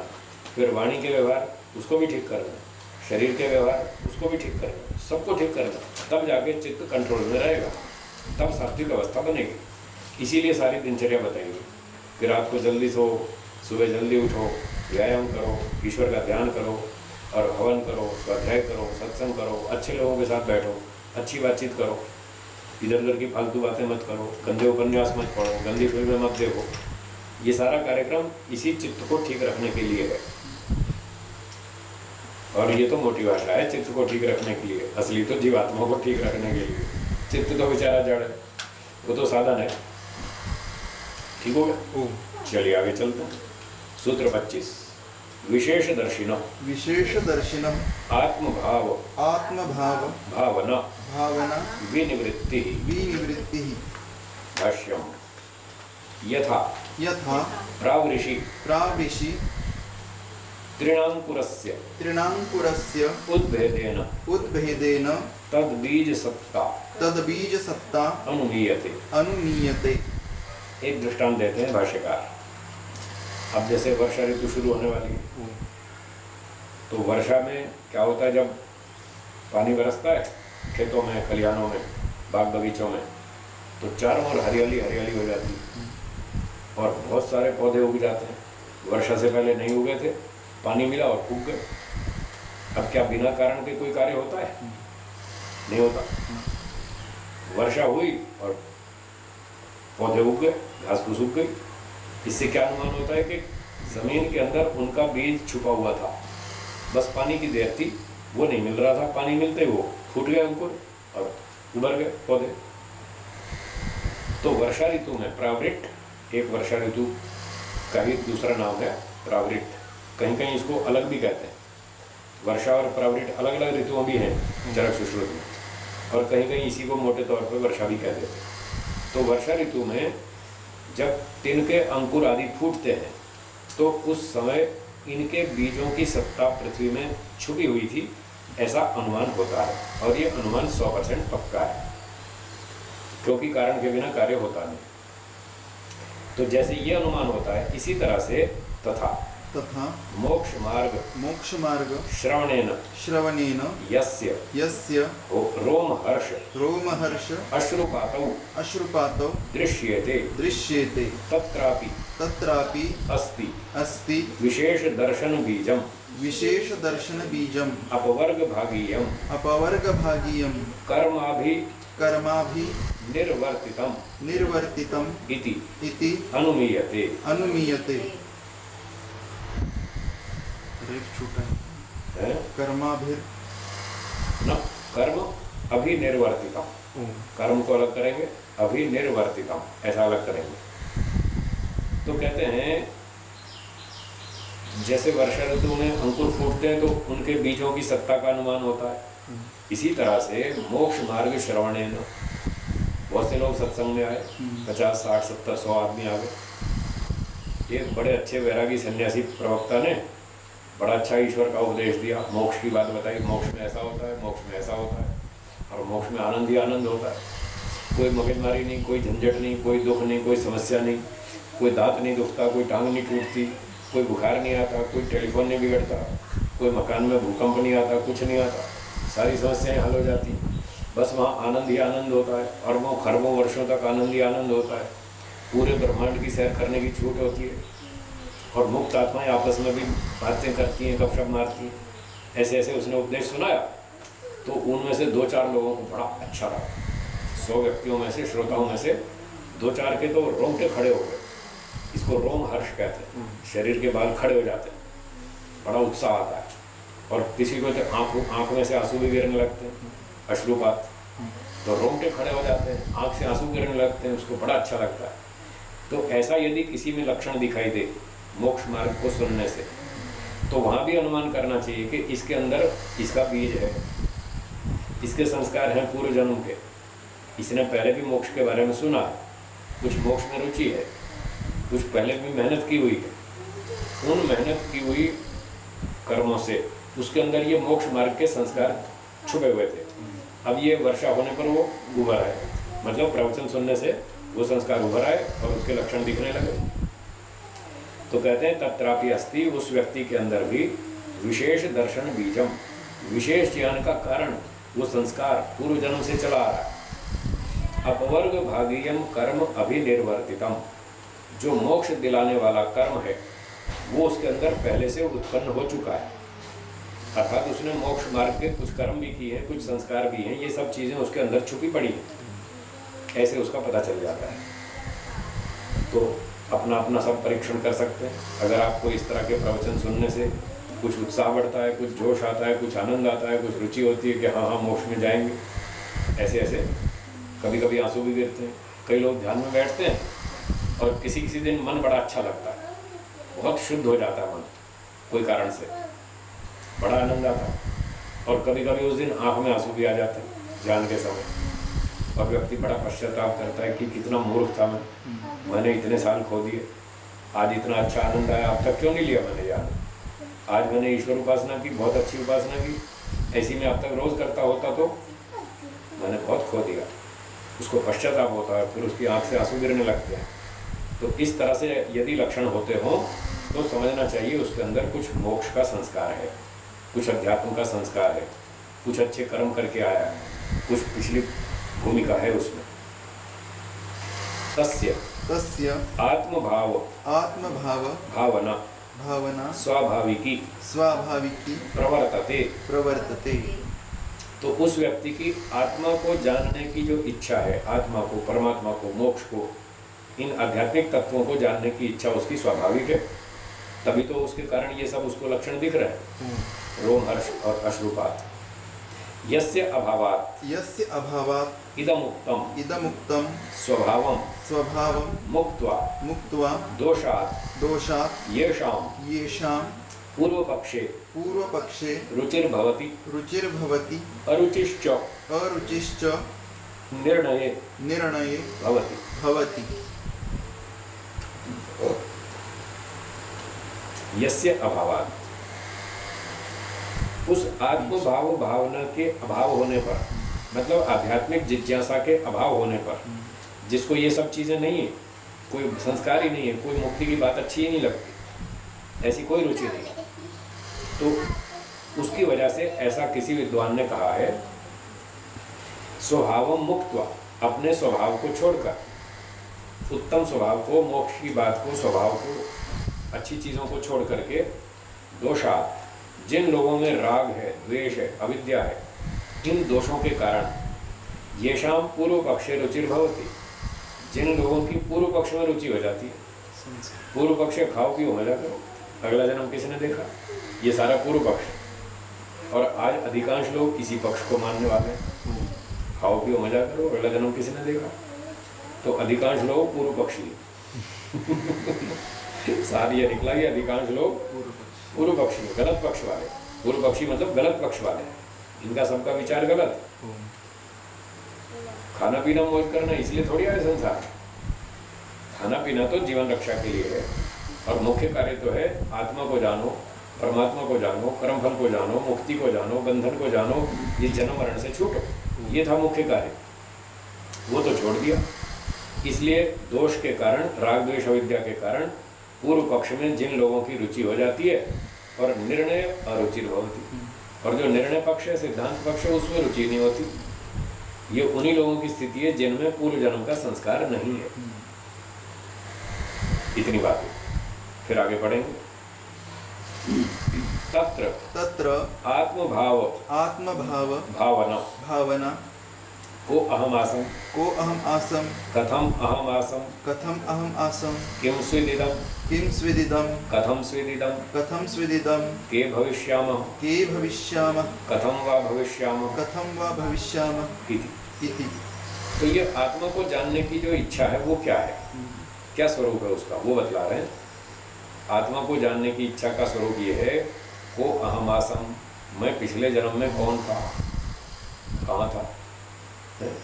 कथम अहम आसम, मैं किस रूप में था, मनुष्य के रूप में था, कोई पशु पक्षी था, कीड़ा मकोड़ा था, क्या था मैं ये जानना चाहता हूँ। इससे पहले भी तो कहीं ना कहीं था ही मैं, तो मैं क्या था, कहाँ था। किम स्विदिदम इदम शरीरम, ये शरीर क्या है, क्या शरीर ही मैं हूँ या मैं शरीर से अलग हूँ, ये शरीर क्या है, मैं कौन हूँ, आदि आदि। कथम स्विदिदम, ये शरीर कैसा है, नित्य है, अनित्य है, सुखदायक है, दुखदायक है, रोगी है, स्वस्थ है, कैसा है ये शरीर, इसका स्वभाव भी स्वरूप भी मैं जानना चाहता हूँ, और अपने आप को भी जानना चाहता हूँ। के वा भविष्याम, अथवा अगले जन्म में हम क्या बन जाएंगे, फिर जन्म होगा नहीं होगा, कहाँ होगा, भारत में, अमेरिका में, इंग्लैंड में, अफ्रीका में, कहाँ होगा, हम ये सब जानना चाहते हैं। पता नहीं मनुष्य बनेंगे, पशु बनेंगे, पक्षी बनेंगे, या मोक्ष में जाएंगे, हम क्या होंगे, ये सब जानना चाहते हैं। कथम वा भविष्यामः, किस रूप में होंगे, मनुष्य आदि पशु आदि किस रूप में होंगे, या मुक्ति में चले जाएंगे। इन सब बातों को जानने की जो इच्छा है, इसका नाम है आत्मभाव भावना। तो ये जिसमें होती है वो अच्छा व्यक्ति है, पॉजिटिव लक्षण है, वो योग के मार्ग पर चलेगा, अध्यात्म के मार्ग पर आगे बढ़ेगा। और जिसमें ये नहीं है, वो बेचारा यही संसार में चक्कर में फंसा रहेगा, धक्के खाता रहेगा, दुखी होता रहेगा। सातु सातु विशेषदर्शिनो विशेषदर्शिनो निवर्तते। निवर्तते। अब देखिए, ये जो आत्मभाव भावना थी, आत्मा आदि को जानने की इच्छा, जब व्यक्ति का तत्व ज्ञान ऊंचा उठेगा तब ये उसकी इच्छा समाप्त हो जाएगी, निवर्तते। वो एक कोर्स कवर कर लिया, पार कर लिया, ये सब समझ में आ गया, मैं कौन हूँ, शरीर नहीं हूँ, मैं आत्मा हूँ, शरीर अलग है, मेरा पिछला जन्म भी था, अगला भी होगा, जैसा मेरी योग्यता है, स्तर है, ये सारा मैंने जान लिया, ये सारी मेरी जानने की इच्छा कंप्लीट हो गई, अब वो निवृत्त हो गई, अब मैं इससे ऊपर निकल गया। ऐसा विशेषदर्शी, उसका ये स्तर है, विशेष ज्ञान वाला। और जो अभी नया स्तर का व्यक्ति है, उसकी ये होगी, जिसने अभी जाना नहीं।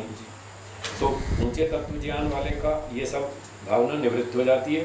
पूछा कुतः, कुतः चित्तस्यैव चित्तस्यैव एषः एषः विचित्रः विचित्रः परिणामः परिणामः पुरुषस्तु पुरुषस्तु असत्याम् असत्याम् अविद्यायाम् अविद्यायां शुद्धः शुद्धः चित्तधर्मैः चित्तधर्मैः अपरामृष्टः अपरामृष्टः इति। इति। तो ये ऊंचे ज्ञान वाले की विशेषदर्शी की क्यों निवृत्त हो जाती है, उसका उत्तर देते हैं। चित्तस्यैव एषः विचित्रः परिणामः, ये सारा विचित्र परिणाम, जो ये जानना वो जानना, ये क्या वो क्या, अगला जन्म क्या, पिछला क्या, मरना क्या, बंधन क्या, मुक्ति क्या, ये सब चित्त का ही सारा रोल है। मतलब चित्त का ही ये सारा विचित्र परिणाम है। कहने का भाव ये है, जब चित्त में ऊंचा ज्ञान अभी तक उत्पन्न नहीं हुआ, तभी तक ये बातें जीवात्मा को घेरे रखती है। ये क्या है, ये क्या है, दुनिया बड़ा पहेली है, समझ में नहीं आई है। कोई कैसे कैसे बोलता है, कोई कैसे कैसे गीत बनाता है, कोई कहता है संसार एक सागर है, कोई कहता है नदी है, कोई कहता है इसमें डूब के जाना है, कोई कहता है इसमें जीना है, कोई कहता है मरना है, कोई कहता है सुखदायक है, कोई कहता है दुखदायक है, कोई कहता है जीना ही पड़ेगा, दुनिया में आए हैं तो जीना ही पड़ेगा, चाहे रो के जियो चाहे हंस के जियो, ऐसे ऐसे। तो जिसको ऊंचा तत्व ज्ञान नहीं हुआ वो अभी चित्त के चक्कर में पड़ा हुआ है, अभी रजोगुण तमोगुण के दबाव में फंसा हुआ है, इसलिए उसको ये सारी चीज़ें घेर लेती हैं। और जो जिसका ज्ञान ऊंचा उठ गया, अब वो चित्त के दबाव में से छूट गया, पार हो गया, इसलिए उसकी ये सारी भावना भी निवृत्त हो जाती है, फिर उसको ये चीज़ें परेशान नहीं करती। पुरुषस्तु, जो पुरुष है वह तो असत्याम अविद्यायाम, जब अविद्या हट गई, ये सारी बातें समझ में आ गई, ऐसी स्थिति होने पर शुद्ध, अब वो शुद्ध हो गया। चित्त धर्म ही अपरामृष्टा, अब ये चित्त की छोटी छोटी बातों में इसमें फंसने वाला नहीं, इनको छूने वाला नहीं, इनसे पार निकल गया। तो इस बात से ये पता चल रहा है,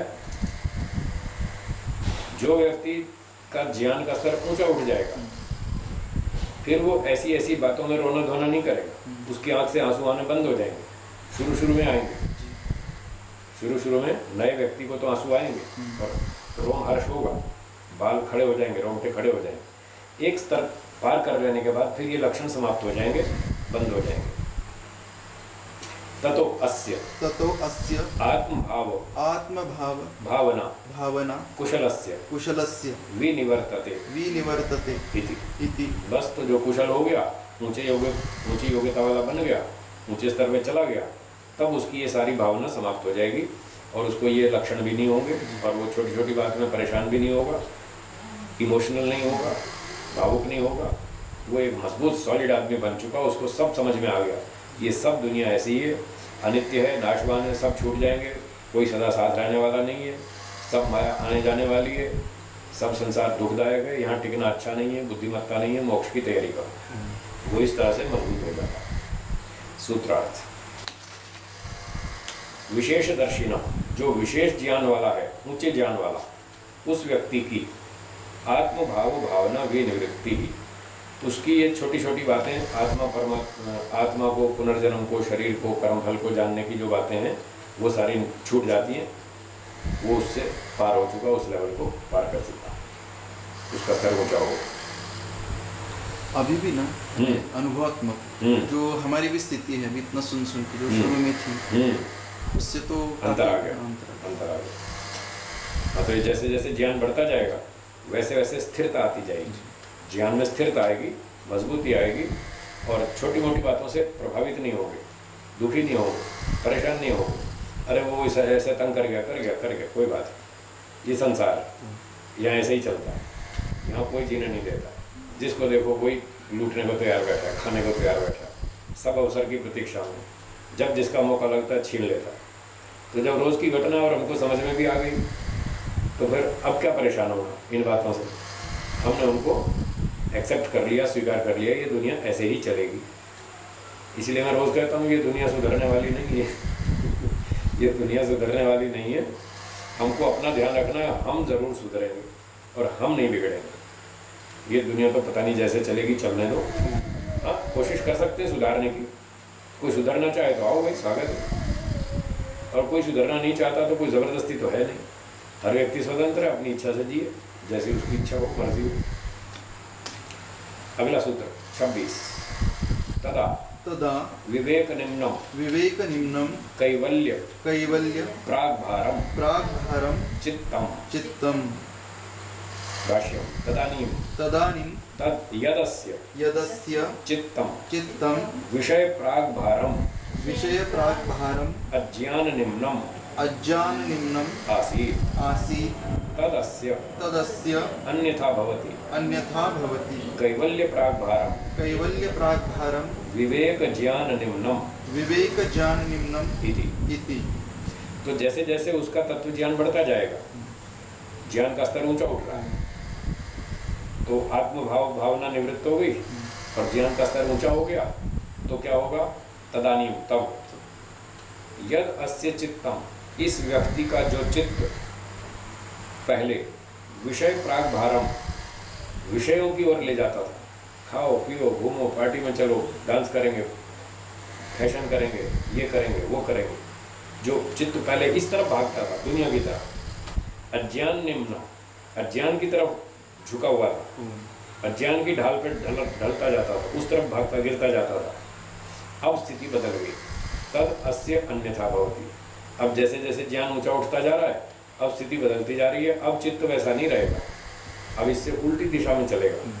कैवल्य प्राग भारम, अब मोक्ष की तरफ चलेगा। विवेक ज्ञान निम्न, अब तत्व ज्ञान की तरफ हमको ले जाएगा। अब बंधन की तरफ, मूर्खता की तरफ, अज्ञान की तरफ नहीं ले जाएगा, अब शुद्ध ज्ञान की तरफ, वैराग्य की ओर, मोक्ष की ओर ले जाएगा। ऐसा स्तर बदल जाएगा। तो उसको अब सारी यही चीज़ें अच्छी लगेंगी, स्वाध्याय की, सत्संग की, आध्यात्मिक चर्चा, आत्मा की, परमात्मा की। बस जैसी वो बातें अच्छी लगती हैं, उससे हमें उसका स्तर पता चल जाएगा, इसका स्तर कैसा है। एक व्यक्ति आया, बैठा और व्यापार की बात करने लगा, बिजनेस की, साहब शेयर बाजार में टोटा पड़ गया, इतना घाटा हो गया, सेंसेक्स इतना डाउन हो गया, निफ्टी का ये हो गया, तो हम समझ जाएंगे ये संसारी आदमी, इसको मोक्ष से कोई लेना देना नहीं। और एक व्यक्ति आया, कहने लगा, साहब मैं ध्यान में बैठता हूँ, थोड़ा थोड़ा मन टिकता है, इच्छा तो होती है टिकाने की, पर टिकता नहीं। कोई उपाय बताइए ना, कोई रास्ता बताइए, मैं क्या करूँ। जब वो ऐसी बात करता है तो हम समझ जाते हैं, हाँ इसको कुछ रुचि है, इसकी रुचि है कुछ मोक्ष में, कुछ इसको ज्ञान हुआ है कि संसार को बुलाएगा, यहाँ से निकलो। तो इस प्रकार से उसके चित्त की स्थिति बदल जाती है। तो इस बात को सूत्र में इस तरह से बताया, सूत्र का अर्थ सुनिए। तदा, तब, जब ज्ञान का स्तर ऊंचा उठ जाए, तब चित्तम, तब उस व्यक्ति का चित्त विवेक निम्न, अब विवेक की ओर चलेगा, उस दिशा में चलेगा, तत्व ज्ञान की ओर चलेगा। कैवल्य प्राग भारम, मोक्ष की तरफ ले जाएगा, मोक्ष दिलाने का सामर्थ्य उसका बढ़ता जाएगा। इस तरह से उसका स्थिति बदल जाएगी चित्त। बोलिए। यहाँ निम्नम का अर्थ ले उस जाने, ओर चलने वाला, उस दिशा में चलने वाला। निम्न वाला, निम्न मतलब नीचे, ढाल की तरफ। जैसे ढलान पे चलती है ना कार, पहाड़ से निम्न की ओर जाती है, पहाड़ से ढाल की ओर चलती है, तो निम्नम का अर्थ है ढाल, ढलान। तो विवेक की दिशा में उस ढलान पर चलेगा। पहले मूर्खता की ढलान पे चल रहा, अब तत्व ज्ञान की ढलान पर चलेगा चित्त, उस दिशा में। ये भी है। निम्न का अर्थ घटिया नहीं है, हाँ निम्न का अर्थ घटिया होता है, वो भी अर्थ होता है, यहाँ वो अर्थ नहीं है। उस ढलान पे चलने वाला, उस तरफ। जी। और एक है जी। जो संशय रहते हैं ना, कंफ्यूज, हाँ। जैसे मैं था कुछ सालों में, हाँ। तो पूर्व जन्म के तो रहेंगे संस्कार बहुत अच्छे, परंतु पता नहीं था, तो ऐसे भी लोग फिर भटक सकते हैं। अगर उनको अच्छा सत्संग नहीं मिला, योग्य गुरुजन नहीं मिले, तो वो बेचारे संशय में पड़े रहेंगे, क्या करूं, इधर जाऊं कि उधर जाऊं। एक विचार उठता है कि अध्यात्म में जाना चाहिए, एक विचार उठता है कि माहौल ऐसा है, खाओ पियो डांस करो, तो वो बीच में संशय में लटका रहेगा, वो ज़्यादा प्रगति नहीं कर पाएगा। और अगर संयोग से कोई अच्छे गुरुजन मिल गए, कहीं तुक्का लग गया, संयोग ऐसा बन गया, तो फिर उसके संस्कार लग जाएंगे और फिर वो अच्छी दिशा में चल पड़ेगा, बच जाएगा, वो भटकने से बच जाएगा। तो यहाँ पे ईश्वर की कृपा कैसी रहती है? ईश्वर की कृपा ऐसी रहती है कि आपने पिछले कर्म किस तरह के किए, उन कर्मों के आधार पर और वर्तमान के जो कर्म हैं आपके, उन कर्मों के आधार पर ईश्वर की कृपा होती है। ईश्वर की कृपा आपके पुरुषार्थ पर टिकी हुई है। तो आपके पिछले संस्कार भी अच्छे हैं और वर्तमान में भी आप अच्छा सोचते हैं, उन संस्कारों से प्रेरित होकर। तो आप वर्तमान में क्या करेंगे? मान लो आपके सामने दो ऑप्शन है। एक मित्र ने कहा आज सत्संग में चलेंगे, दूसरे मित्र ने कहा आज पिक्चर में चलेंगे। अब आपको डिसाइड करना है आप दो में से क्या चुनते हैं। अगर आपने ये चुना कि चलो सत्संग में चलेंगे, तो ये आपका नया पुरुषार्थ है। अगर आप ये करेंगे तो हो सकता है किसी सत्संग में आपको अच्छे गुरुजी मिल जाए। और अगर आपने ये डिसीजन लिया कि दोस्त कह रहा है यार पिक्चर चलते हैं आज, तो फिर आपने अगर पिक्चर वाला डिसीजन लिया तो वो चीज़ आपकी गई, तो ईश्वर की कृपा नहीं होगी। तो इसलिए आपके ऊपर ही डिपेंड करता है आप ईश्वर की कृपा कब करवाएंगे अपने ऊपर, वो आपको खुद ही करवानी है। यहाँ तो आपने विकल्प बताया, मेरे जीवन में तो ऐसा नहीं रहा। खूब आते हैं विकल्प, आपको अभी पकड़ में नहीं आ रहा। नहीं, मेरा कैसा था मैं बोलता हूँ आपको। जी। ये आध्यात्मिक तो विकल्प नहीं थे, ठीक है। तो मेरे लिए साइंस के, गणित के, वो वाले विकल्प थे, ठीक है। तो फिर मैं जो चूज करता था वो ज़्यादातर ये करता था, साइंस वाले, मुझे अभ्यास करना है, उसमें प्रगति करनी है, ठीक है। तो जो आध्यात्मिक विकल्प ना, और गुरुजी भी जब आए थे मेरे पास, सदानंद स्वामी जी, तो भी आए तो आर्य समाज की कुछ विशेष बातें नहीं कही उन्होंने। आके ऐसे 2-4 बातें अच्छी सी कि हमें देश की सेवा करनी चाहिए, अच्छे ऑफिसर बनना चाहिए, बस लगभग 6-7 साल तक यही चलता रहा। ना उन्होंने कुछ बताया कि ऐसा भी कुछ होता है। क्या वो जानते थे और बताया नहीं? जानते तो वो थे, जानते ही नहीं थे इस बारे में अधिक। इस विद्वान तो है नहीं वैसे वो, हाँ, तो परंतु मतलब कर्मयोगी है, अध्यात्म विद्या इतनी ऊंची नहीं जानते। नहीं जानते। तो वो जब खुद ही नहीं जानते थे तो आपको कैसे प्रेरित करेंगे? इसका अर्थ है कि आपको इस प्रकार के उच्च स्तर के योग्य गुरु नहीं मिल पाए तब तक। मोटे स्तर के मिले जिन्होंने जीवन में प्रगति करने की प्रेरणा दी, ये अच्छा काम था उनका, इतना तो अच्छा किया, पर इतना ही वो जानते थे, ऊंची अध्यात्म की बात जानते ही नहीं थे, तो वो कैसे बताते? परंतु उन्हीं के कारण इसलिए वहां से गाड़ी पटरी पे तो आई, थोड़ा तो लाभ हुआ, बहुत थोड़ा ना थोड़ा सा लाभ नहीं, हुआ। बहुत सालों तक बहुत थोड़ा ठीक हुआ, बात। और फिर बहुत कम वर्षों में बहुत ज्यादा हो गया। वो इसलिए हुआ कि इसी कारण एक तुक्का लग गया आपका। उस कारण से, उनके सत्संग से, प्रेरणा से, प्रभाव से वो आपको अच्छे काम में तो प्रेरित करते रहे, और करते करते कहीं अचानक ऐसा तुक्का लग गया कि जहाँ बढ़िया गुरुजन मिल गए, अब मिल गए तो फिर आपके संस्कार जाग गए, फिर आपकी स्पीड बढ़ गई। तो इससे पता चलता है संस्कार तो थे ही, पर कोई गुरु नहीं मिल रहा था, मार्गदर्शक ठीक नहीं मिल रहा था, इसलिए वो दबा हुआ था कार्यक्रम। जब मिल गया तो चल पड़ा आगे। तो ये संयोग की बात है। ये ऐसा हम नहीं कहेंगे कि भाई 7 साल तक आपको भगवान ने रोक रखा था, अभी इसको आगे नहीं बढ़ाना है, अभी ब्रेक लगाए रखो। ईश्वर की ऐसी कोई इंटेंशन नहीं होती कि किसी को ब्रेक लगा दो, किसी को जल्दी पहाड़ पे चढ़ा दो, वो ऐसा नहीं करता है। कुछ हमारा परिश्रम होता है, कुछ हमारी समझ होती है, कुछ हमारा पुरुषार्थ होता है, कुछ संयोग भी ऐसे बनते रहते हैं। तो संयोग भी बनते रहते हैं, पर उससे ज़्यादा इम्पोर्टेंट हमारे अपने विचार और संस्कार हैं, हमारे अपने डिसीजन। नहीं, मेरा और एक है कि मैं 3.5 वर्ष बेंगलोर में रहा एक जगह पे, जहाँ इंदिरा नगर में सामने ही सबसे बड़ा बेंगलोर का आर्य समाज। ठीक है। मैं कभी देखता भी नहीं था कि वहाँ आर्य समाज भी लिखा है। ठीक बात। तो क्या संयोग, जानकारी नहीं थी ना, बिल्कुल नहीं जानकारी। तो इसीलिए करो ना, जानकारी नहीं हुई, संयोग नहीं बना, तो वहाँ संपर्क में नहीं जा पाए। और मान लो आप चले भी जाते, आपको आपकी क्वालिटी का मैटर नहीं मिलता, तो जा करके भी आप चले आते। अच्छा, कितने लोग हैं हमारे गुरुजी के संपर्क में आए, स्वामी सत्यपति जी महाराज के, कितने सारे लोग आए, तो उनको ये समस्या तो नहीं रही ना कि गुरुजी नहीं मिले। गुरुजी अच्छे मिले, बहुत बढ़िया गुरुजी मिले, बड़े तपस्वी मिले, बड़ी अच्छी प्रेरणा देने वाले मिले, फिर भी उन्होंने लाभ नहीं उठाया।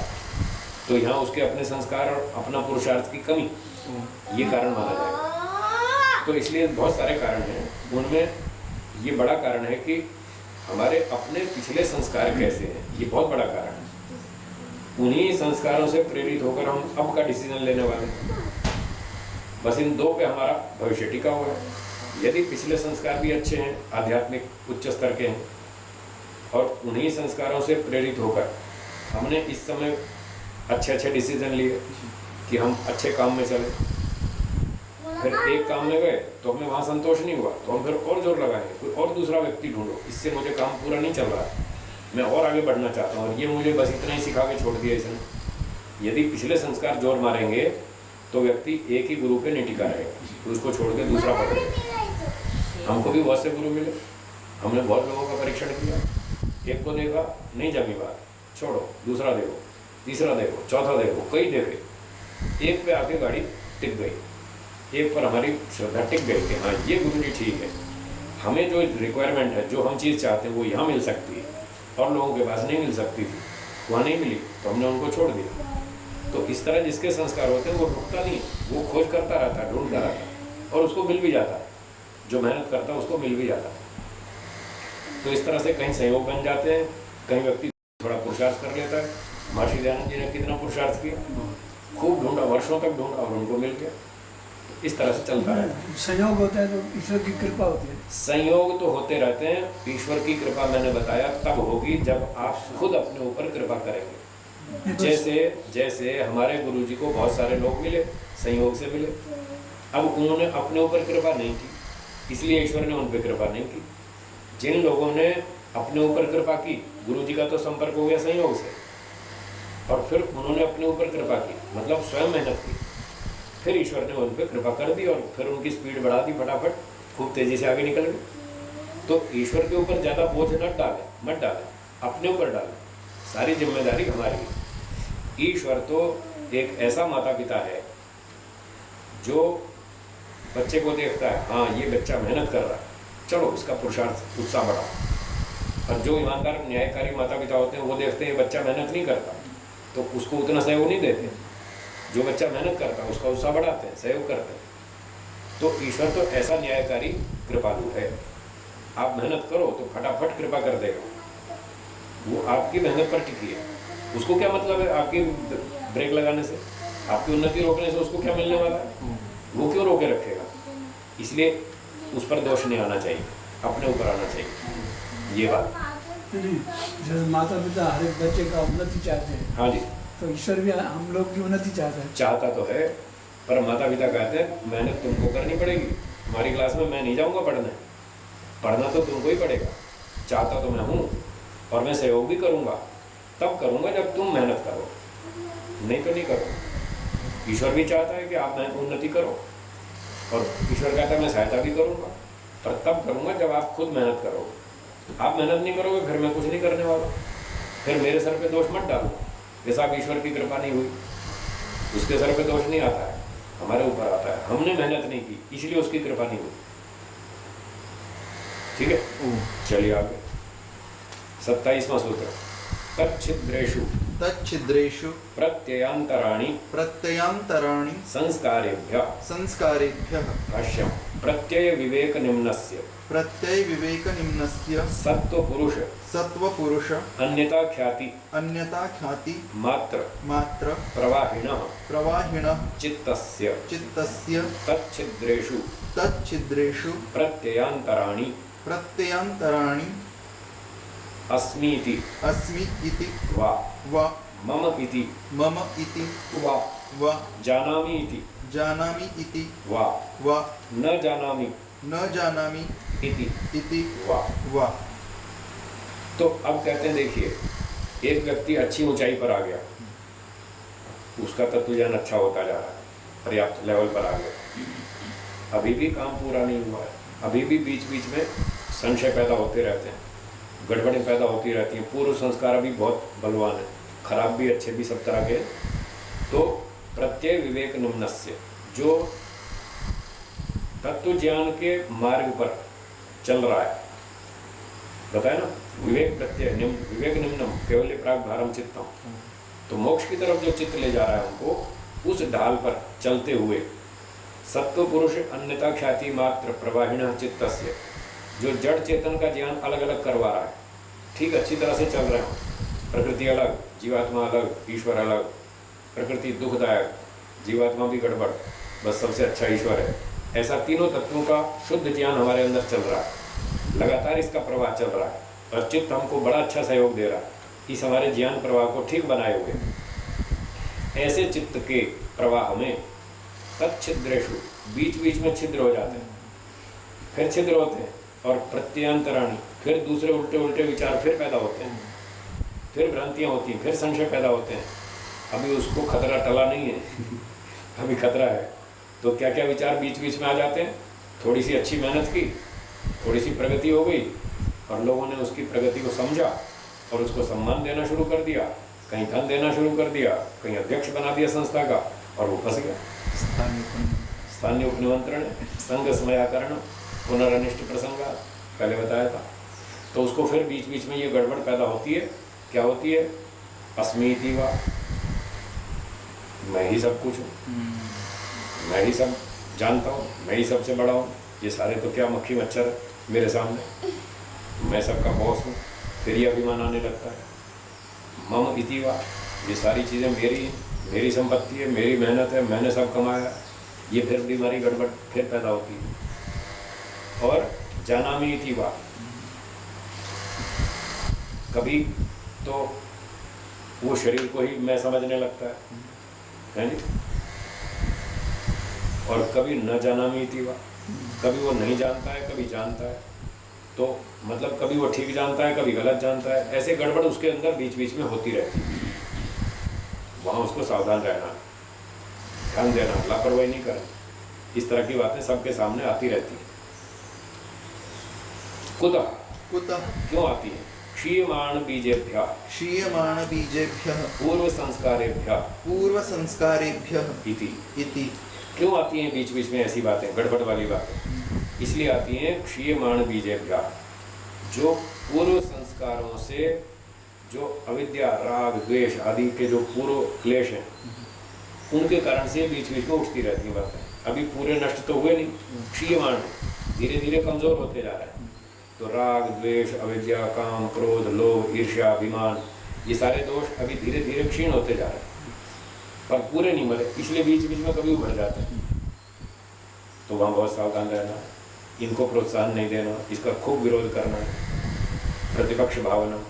इनका विरोध करेंगे तो ये फिर ठंडे हो जाएंगे, दब जाएंगे, फिर नुकसान नहीं करेंगे। तो ये बातें भी बीच बीच में आती रहती हैं मोक्ष मार्ग के। सूत्रार्थ सुनिए। तच्छिद्रेषु, उस तत्व ज्ञान के प्रवाह में कभी कभी छिद्र हो जाते हैं, कमी आ जाती है, न्यूनता आ जाती है। और प्रत्यंतराणी, फिर उल्टे विचार उठ जाते हैं, अभिमान के, क्रोध के, लोभ के, आदि आदि, अविद्या के, राग द्वेष के विचार फिर बीच बीच में उठते रहते हैं।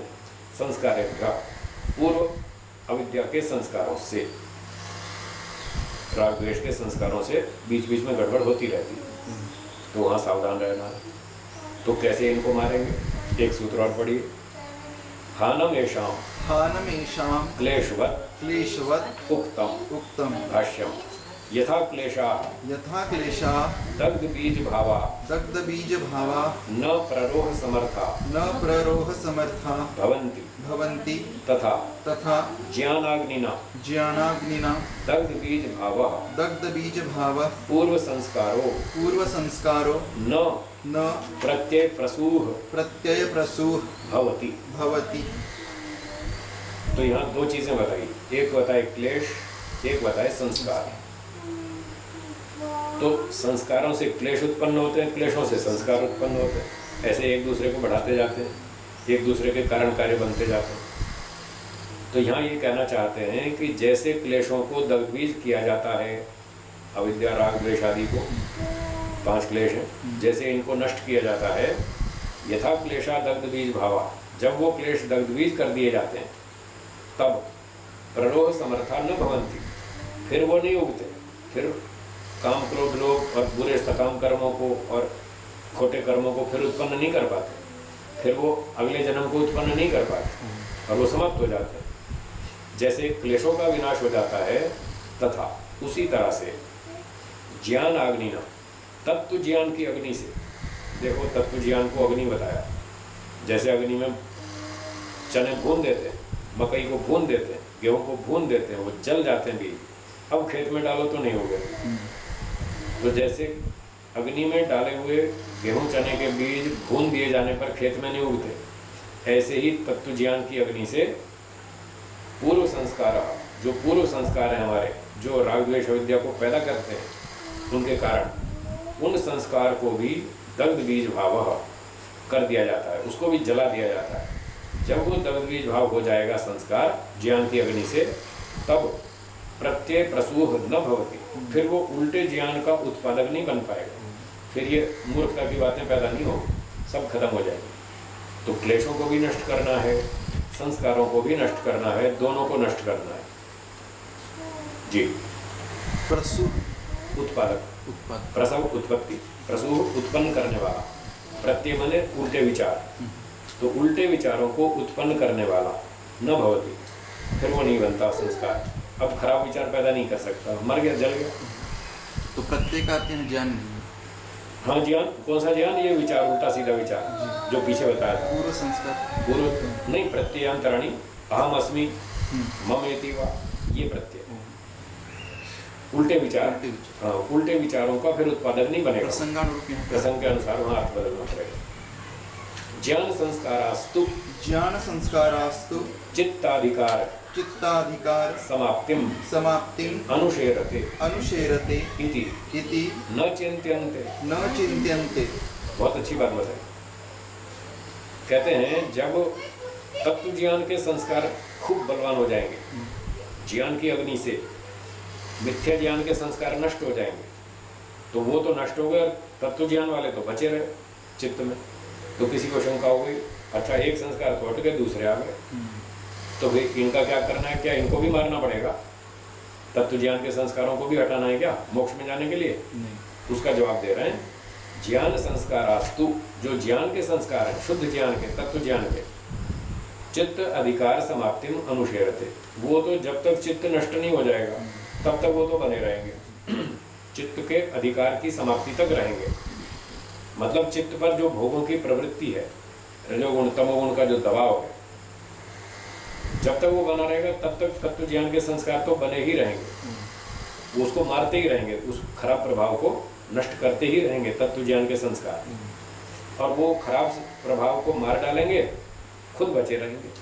तो खुद बचे रहें तो बचे रहें, उससे कोई हमें नुकसान नहीं।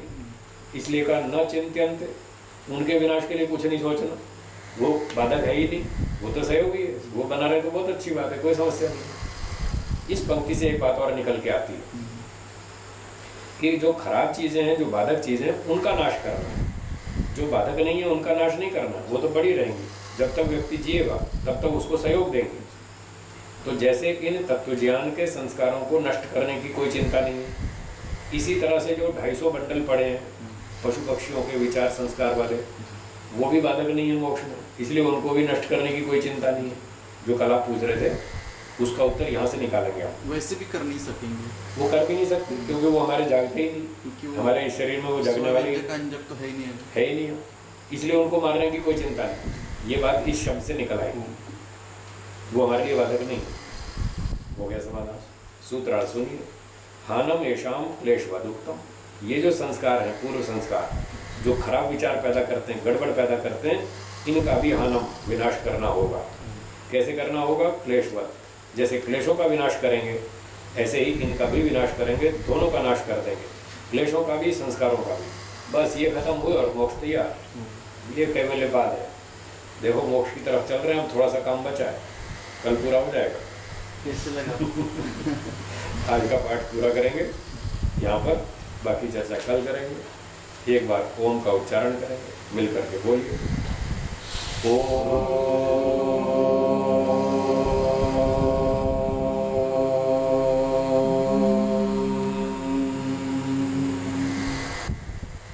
सर्वेभ्यो नमः। सर्वेभ्यो नमः। सबको सादर नमस्ते जी। सबको सादर नमस्ते जी। चलिए, धन्यवाद।